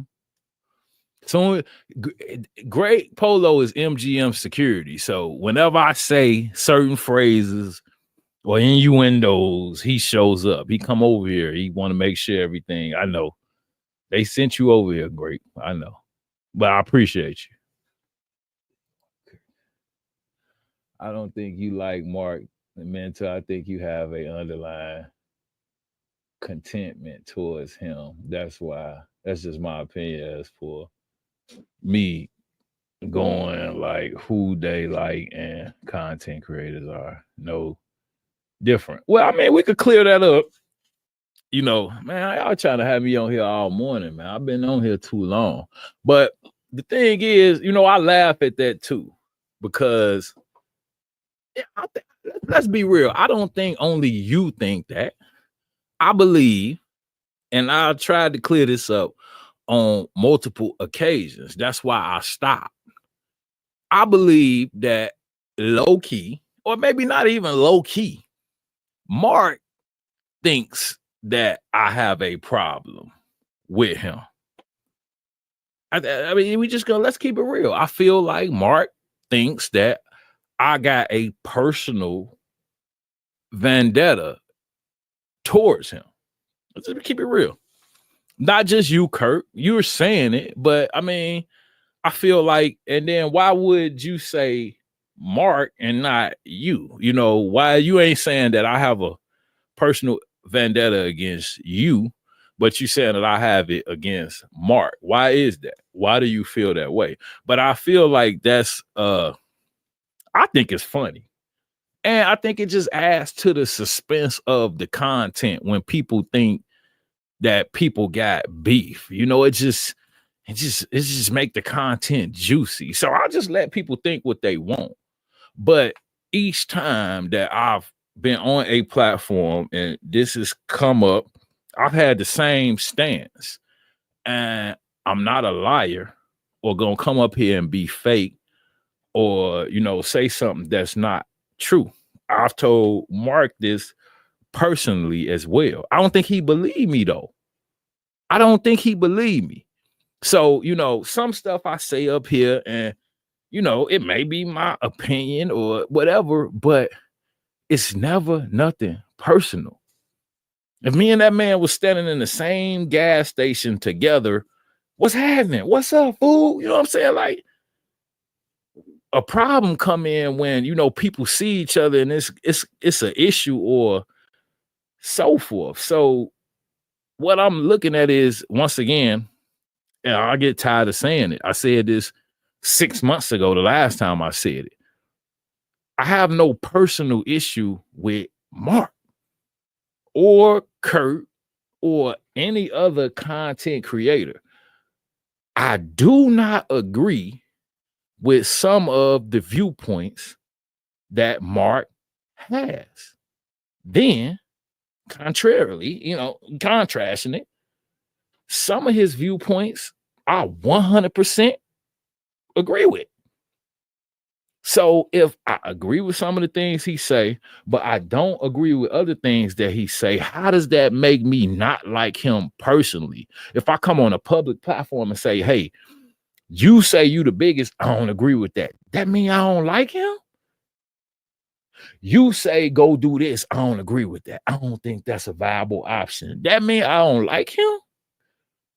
Like, so this is what be confusing to me with different people, on social media. And Kirk, you're a content creator, but I'm glad you said that, because I feel like, once again, I was laughing about this a few days ago and I hear it come up, and I'll be like, they think I hate this man, or they think, whatever. And it's like, he might not like me. Why don't nobody never say Mark hate Midwest? Why they don't say that? They never say that. Mark don't like nobody. Nobody say nothing to him, but they say, "Oh, Midwest, how we think you?" Great Polo didn't say it. I think he just said it in the past too. But I think people, damn camera, man.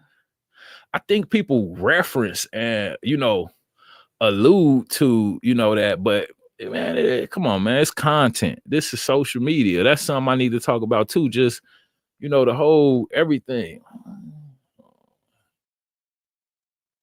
Camera tripping.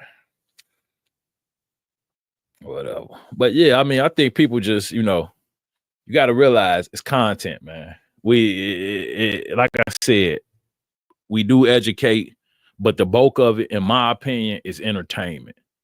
That's what it is. It's something to pass the time. People do pick up educational facts, but you can sit up here for 3 hours and give all the information and the education in the world, and a person will, one, not even take notes, two, never apply it. That's how it's mainly for entertainment. People are watching this stuff just to pass the time. They ain't taking no notes. They not utilizing most of this. Some people do. Most people don't. That's why, Kirk pulling out 30 bands on live and driving the truck without driving the truck get all of these, views and like. People, that's what they want to see. They want to see Kirk crash out. That's what they here to see. If you sit on there and talk about partials for 3 hours, I bet you don't get 50 likes. And that's something that'll make people money. You know, that's going to get them to the bag, what they say they want. People don't want to be informed. People don't want to get paid. People want to be entertained. People want attention. That's what life about nowadays. People want more money, or wrong. People want more attention than they want money. People will rather be entertained more than they want money. So that's just the world. And that's why I say I sit back and let other individuals figure it out. Because when you really look at the grand scheme of things, you be preaching to the choir. You telling people stuff that they already know. What person that started business don't know that they should track their miles, know what they cost is, know what they making, know what they profit? People know that already. They just chose not to do it. So you reiterated it's going to do really what? Pass the time. They knew they were supposed to be counting when they started.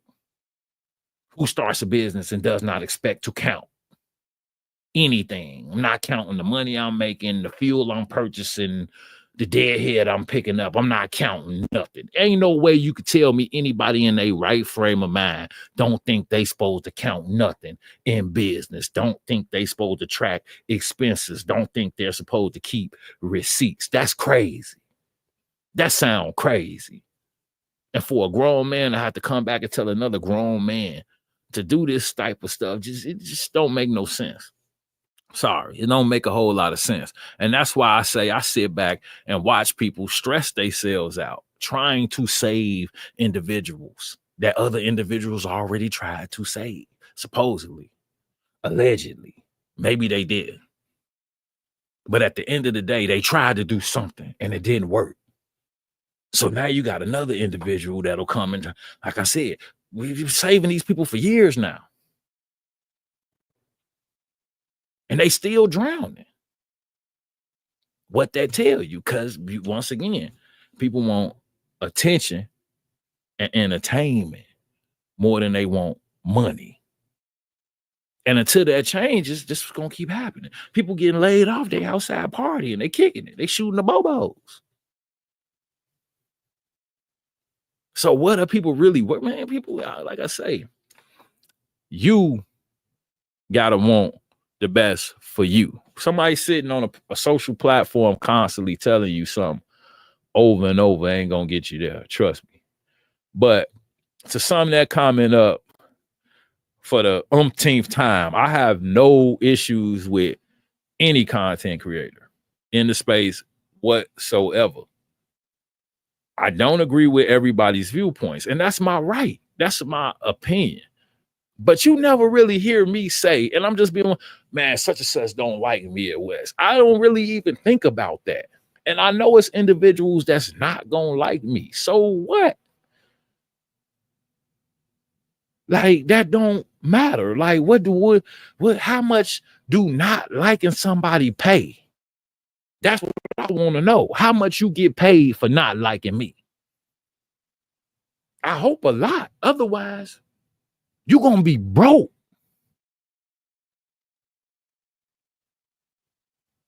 So this is what I think about when I wish I would be worried about who like me or who don't.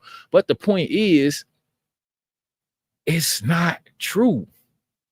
It's content creation. Why are people that's supposed to be so intelligent acting crazy? Like, what is like? And then why people that don't like nobody worry about who like them or not? Y'all don't like nobody.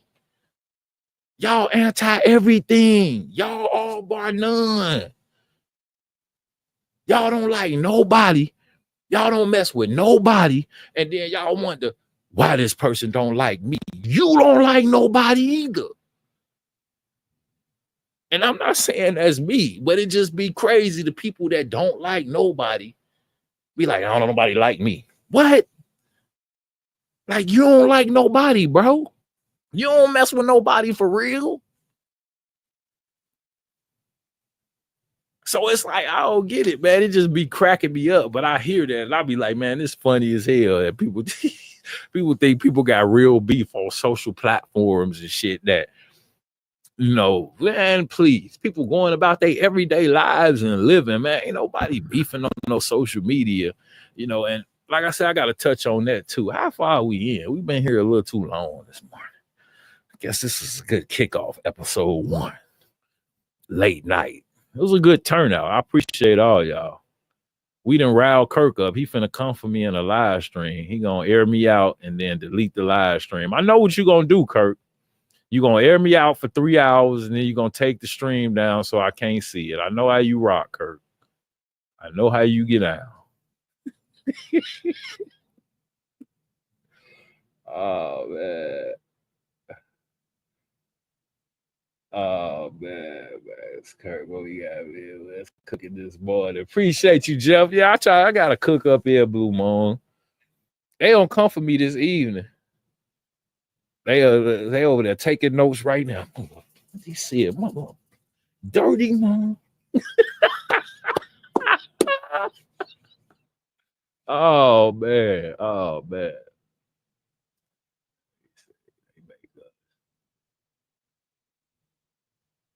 What is this one here? How many times has Mark Flip saying, yeah, this campaign?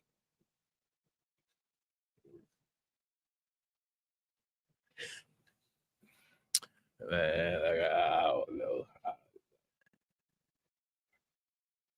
Oh, it was security. Great Polo. What? Great Polo, how much they pay you over there? You say your stock's looking good. How? I'm losing money while I sleep. I can't. Man, Serve Robotics been kicking my ass. Hold you up. I got a lot of money in Serve, and some mornings I'll be way, way up. Right now, man, I lost so much money. I don't even want to talk about it. But it'll rebound here shortly. But yeah, I got a lot of money in Serve Robotics. What you investing in, right, Polo? What you investing in right now? Like your big ones. Serve is a big one for me. I got a few big ones. Of course, I got some money in Vanguard. I got a few different ones, but yeah, Serve, I bought into that at like under $8. So I made a lot of money on it, but it's been up to like $21 at points or somewhere around there. And I thought about selling out and then reinvesting at a lower cost and starting over. But I be trying to just sit on it and treat it like a long-term investment. But here shortly, one time when Serve hit like $20, I'm finna sell all that. And then wait till it dropped to what it is right now. I think I just got an alert that it's at like $12 right now, $12.37 during pre-market. So I'm from 20, I done lost $8 per share almost. So that's a big dip when you got money actually, shares of that. But it is what it is. And like I said, I bought it in at a super low cost. So best thing is just to wait for it to rebound. It'll be back up to $18 in the next 2 days, but sometimes it'll hit 21 and then pop back up. I gotta check RMIS. There's usually a warning banner weeks. Yeah, Max, check RMIS pertaining to that insurance renewal with Amazon. You definitely want to check that because that's gonna be the determining factor. He says insurance don't expire till May. So yeah, it must be something else. Are you at the right legal limits? If you was already on board, then I'm sure you got the right legal limits. Yeah. And he said he ain't made no changes. Do you fact check? Yeah.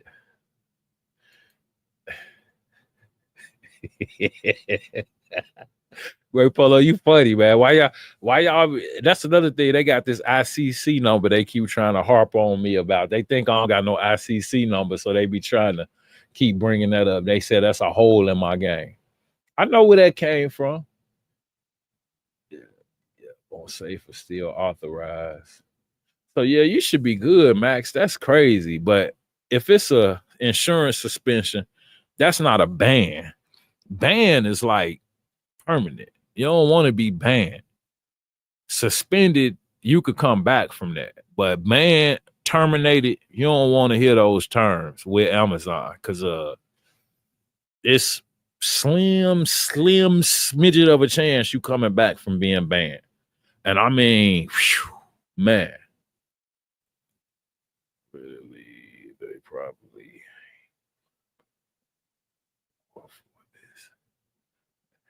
he say he booked the contract. Yeah. Yeah, I hope you get that straightened out, Max. I definitely do. I know it could be a headache, like trying to, get back on that board. And usually it takes 2 to 3 days. Like I said, I've been in that situation twice. So, it is what it is. I didn't see like a consistent 25 people in here. If you haven't hit the like button thus far, do me a favor and hit the like button one time. That way this get pushed into the algorithm, and they circulate it. So appreciate y'all. But let's see. At Maximize Trucking, you're the one who wake up with Amazon ban.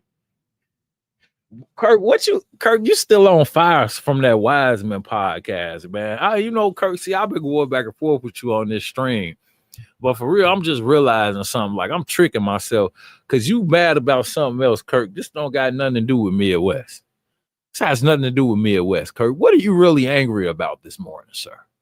Let's talk about it, Kirk. Because you my boy. I like you, And you got 30 in the truck. You got a house in the truck. Kirk got a house in the truck.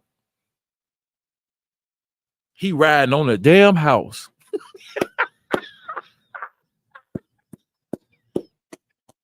He riding with a damn house. Damn, Kirk. What you mad about? You got a house in the back of your semi. You got a whole house back there. A trap house. A little hole in the wall. Kirk got a hole in the wall in the back of the semi. He riding with it. And the fire. He say he got the fire. Come on, man. Kirk, you should be happy. You got the fire and you got... Kirk, you should be happy. I think it's illegal, though. I don't know if you can...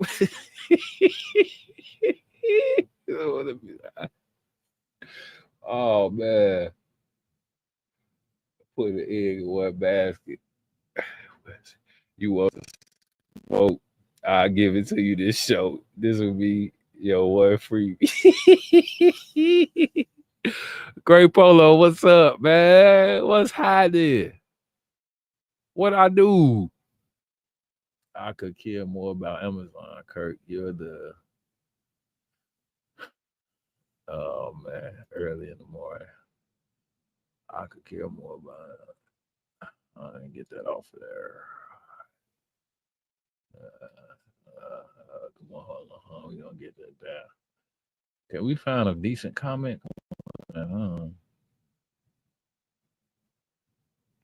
I ain't even see, man. Where am I at in the chat? Damn, when does this all happen? I ain't seen none of this. KMB, what's happening, man? I'm way behind. I'm glad the chat been kind of rolling, but yeah, KMB, what's happening? Appreciate you.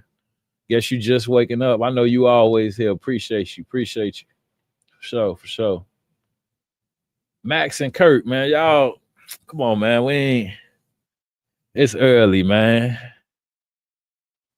It's early.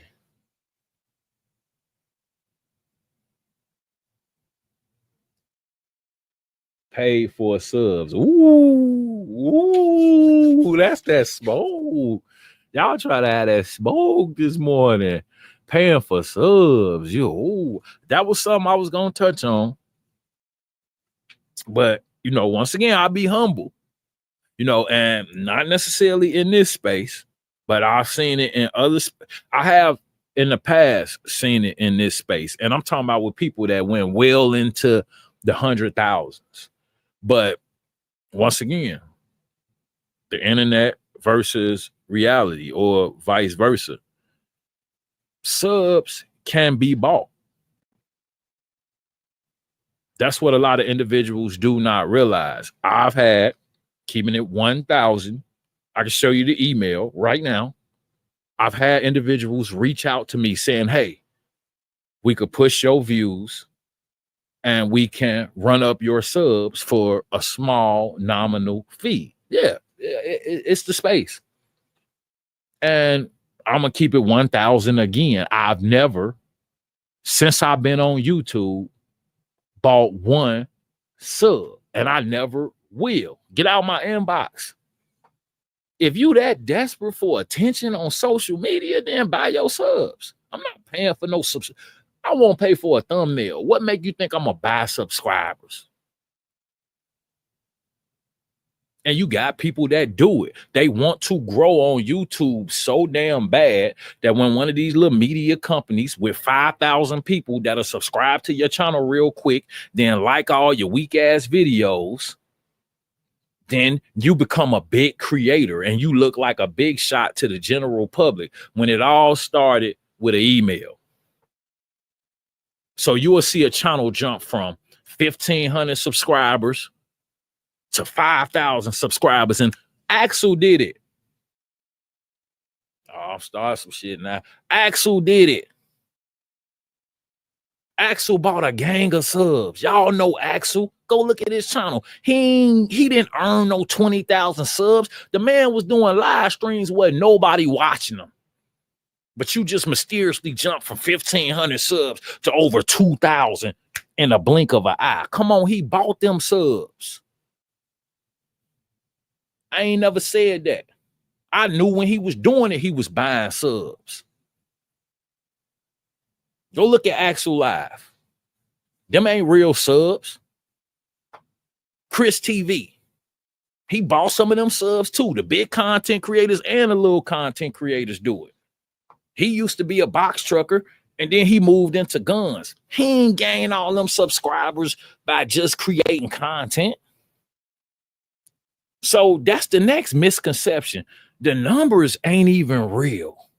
You got people that do a little bit of both. They buy some subs, they gain some. They buy some subs, they gain some. When they can't hit that certain number they trying to get to, they buy some.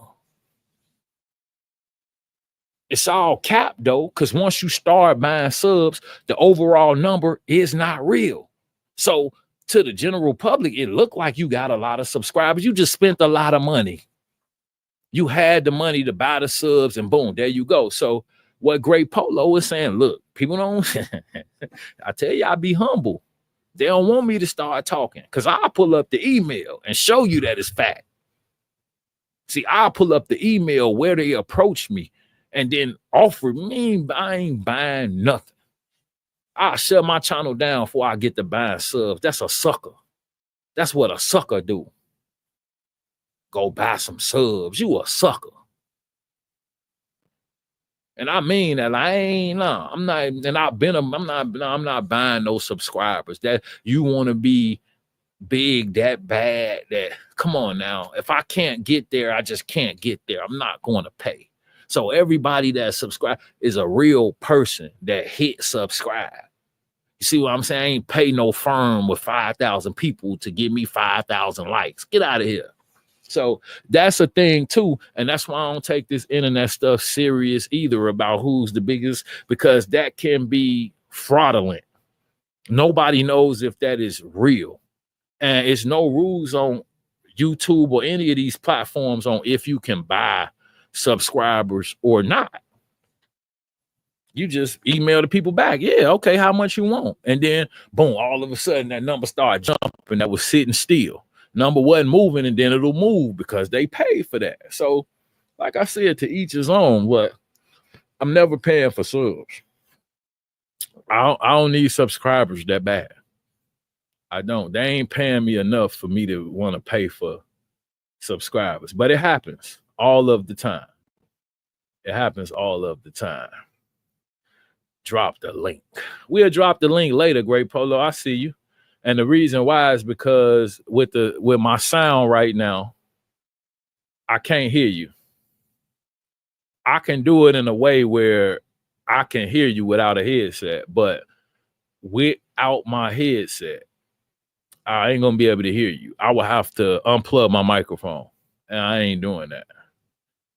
So yeah, but if you want to have a discussion here or on another channel, we definitely could do it. It's just that I'm gonna have to change my setup because it's a way I could do it where I could hear you through the monitor. What we got, man? I just had that drama get y'all going, don't it?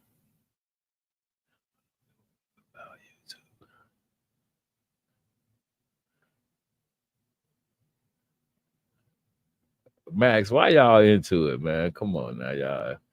You can't up here claiming the biggest what metric system we use.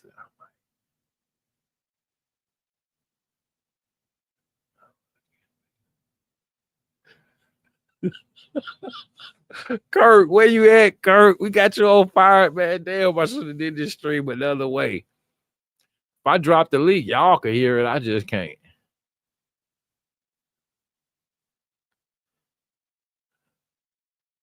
Hey, they brought the drama over here, man. I be trying to avoid this at all costs, but it is just, whatever. I to speak the truth and ruffle those feathers. Yeah, Janet. And I'm telling you, Janet, I be humble. I've been through this. I see channels, like I said, and not in this space. I don't know what people do in this space, and you can't really tell. You could kind of tell when a channel growing at a normal rate, and then you could tell when it's fabricated. But man, people ain't finna go tell you, you're not gonna know. And like I said, some people mix it in. They buy some, they gain some legitimately. All I'm saying is every sub I got is legitimate. I ain't never paid for nothing. And I won't. I stop creating content if I feel defeated like that to where I gotta buy a sub. Not one. I won't do that. No, sir. But that's me. Some people want to get to, because this is another aspect of it that people that don't create content don't realize. The bigger your numbers, the more people subscribe. Why? Easy. People are followers. They follow trends. If this channel popular, then I'm going over here. If this channel popular, so they go where they see big numbers. The same way we have people book lows. They book lows off of big numbers. People subscribe off of big numbers. If this guy got 90,000 subs, he must be legit. Because 90,000 people, not knowing all of what I just said, and this just a number I'm throwing out. I don't know. I can't tell you who did what because I ain't in their personal affairs. I'm just telling you it's companies that do it. So be careful when you're looking at numbers and subscriber counts pertaining to channels. Because if you got a bag, you can have as many subscribers as you want. With the right bag, I got right up under like 8,800 subscribers, under 9,000. With the right bag in a week, because they ain't gonna do it tomorrow. It's a gradual process. I watch how they do it. I seen channels do it. They're gonna slowly give you like 200 a day, 300 subscribers a day. But in 2 weeks, from 8,000, I could be at 12,000 for a small nominal fee. I could, and they 300 a day, 400 a day, 200 a day, 300 a day. For you know it, this person got 2,500 new subscribers. Where they come from? The bag. They came from the bag. That's where they come from. And then, like I said, once you get over 100,000, now you getting legitimate subscribers because you big enough. And the followers see 100,000 subs. Subscribe. Big channel. Subscribe. He gotta be the GOAT. He gotta be the GOAT. He got 60,000 subs. Gotta be the GOAT. They don't check no qualifications or no certifications or none of that. They go by that number. Whoever got the biggest number. And that's why I say in, this space, everybody got their opinion, but me personally, I just look at it in my own, manner. I got my own mind. I don't want to be a bot. I can't be a bot. They can't put the battery in my back and charge me up.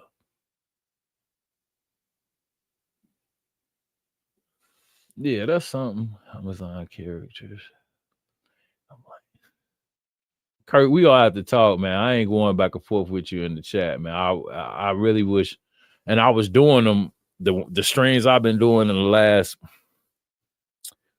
couple weeks or so. I could drop the link, I could hear, but right now it's like I said, I added something to where I can't without a headset. I'm not gonna be able to hear.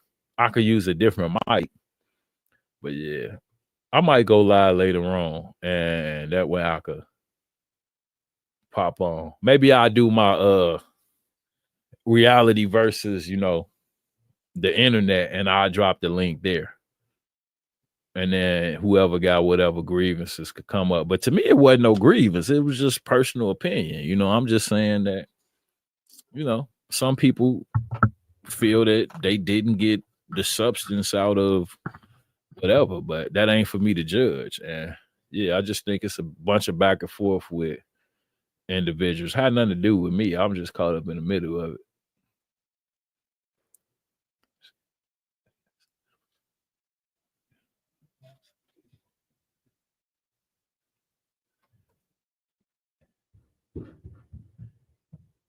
For sure. Hit the like button.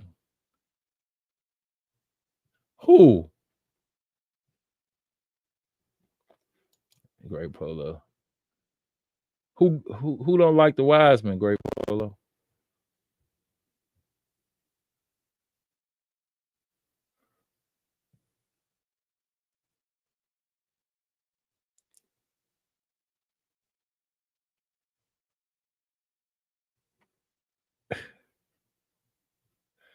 All cap off.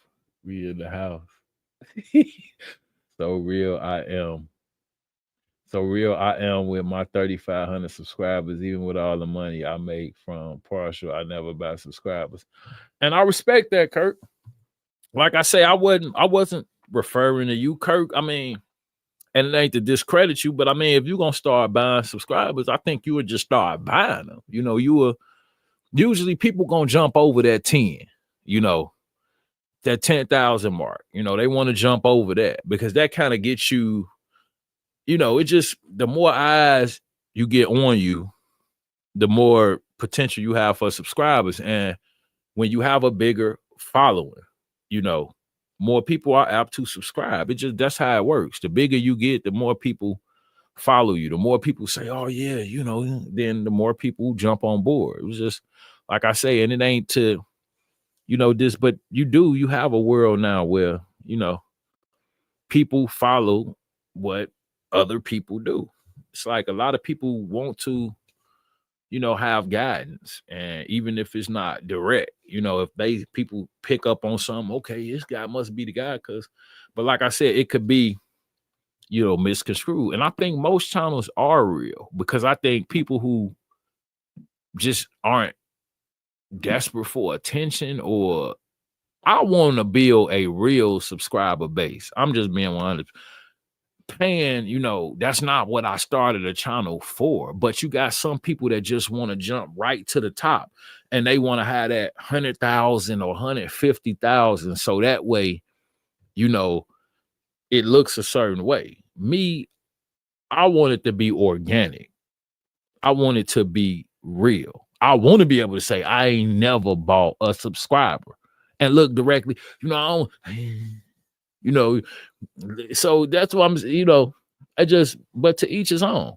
But yeah, what I was responding to Kirk, I would think that if you start buying, you gonna buy big, Like I say, they gradually gonna push you over. And I got the email in my inbox. It got no response, and yeah, most of the stuff I get people, hey, I want to edit your content. No. Hey, I want to make you thumbnails. No. I want to do it all on my own, and that's how I learn and keep my brain working, learning how to make, I've been knew how to make thumbnails. Now I know how to make them more futuristic. And it's nothing but the platform that you use in order to achieve this stuff. That's all it is. People on the outside think it's, this person has to be a scientist. Man, they give you a program and boom, you can stream a certain way. They give you a program and you thumbnail a certain way. They give you a program and you can put certain, that's all it is. It's gimmicks. And once you get the program, everything's a go. But, once you put it all together, it looks like, oh man. But yeah, it's all just gimmicks, glitz and glamour.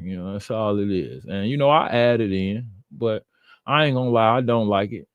I'd rather just start the stream and go. But even the way YouTube push it, when it don't got the glitz and glamour, they don't push it like that because that's what people want. They want that. You can't do the raw, gritty content. I gotta have this, so the intro, all of that, it gotta be there. But yeah, man, it's been a great overnight stream, man. I couldn't expect it to go better. We definitely, I don't know, you got to get a little drama in there, I guess. But it is what it is. What I done did here. Come on. Yeah. Oh, there we go. Okay, cool. Yeah, but man, I think it's been a good one. And yeah, I'm gonna continue these. When I'm up late, like I said, I popped up messing with the truck, got that started, ended up going live. But I had this plan since December 29th of 2024. I had like 8 of them that I set up that particular day. And I think I only did like 3. So it just shows you how much content I got backlog, plus the stuff I pre-recorded, which I'm gonna drop one of those today, later on at some point, or maybe first thing in the morning. Because I got to get some of my long form content out as well. But yeah, it's been a good stream. I appreciate everybody. If you here in attendance, I see 19 people. I think we was up to like 27, 28. And yeah, if you passed through, you didn't hit the like button for me one time. If you catch this on the replay, I know it's a little long-winded. Where we at over 4 hours. This is a long one. Possibly my longest one, I believe so. But yeah, you catch it on the replay. You make it to this point, hit the like button for me one time. And I'm going to try to expedite this social media versus reality and so forth. And I'm going to be sure that I'm able to drop the link in that one. I might run and get me a headset, man. I'm waiting on one, but at the same time, I might just go buy one. That way I don't have this issue because, yeah, I don't want to people act like I ain't trying to drop the link, which, it ain't an issue. Hold on, let me see. It did, man. If you would see some of this, that's why I had to get on myself. Yeah, it'd be taking me like 2 months for real.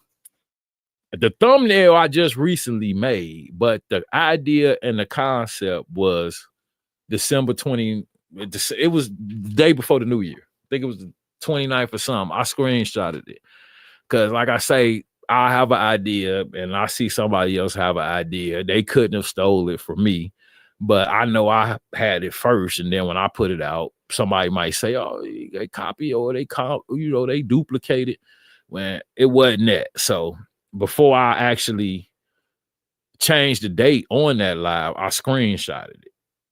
I like to just keep receipts. So if anybody say, well, hey, this was copied, no, it wasn't, because I'm gonna show you right here in my YouTube studio.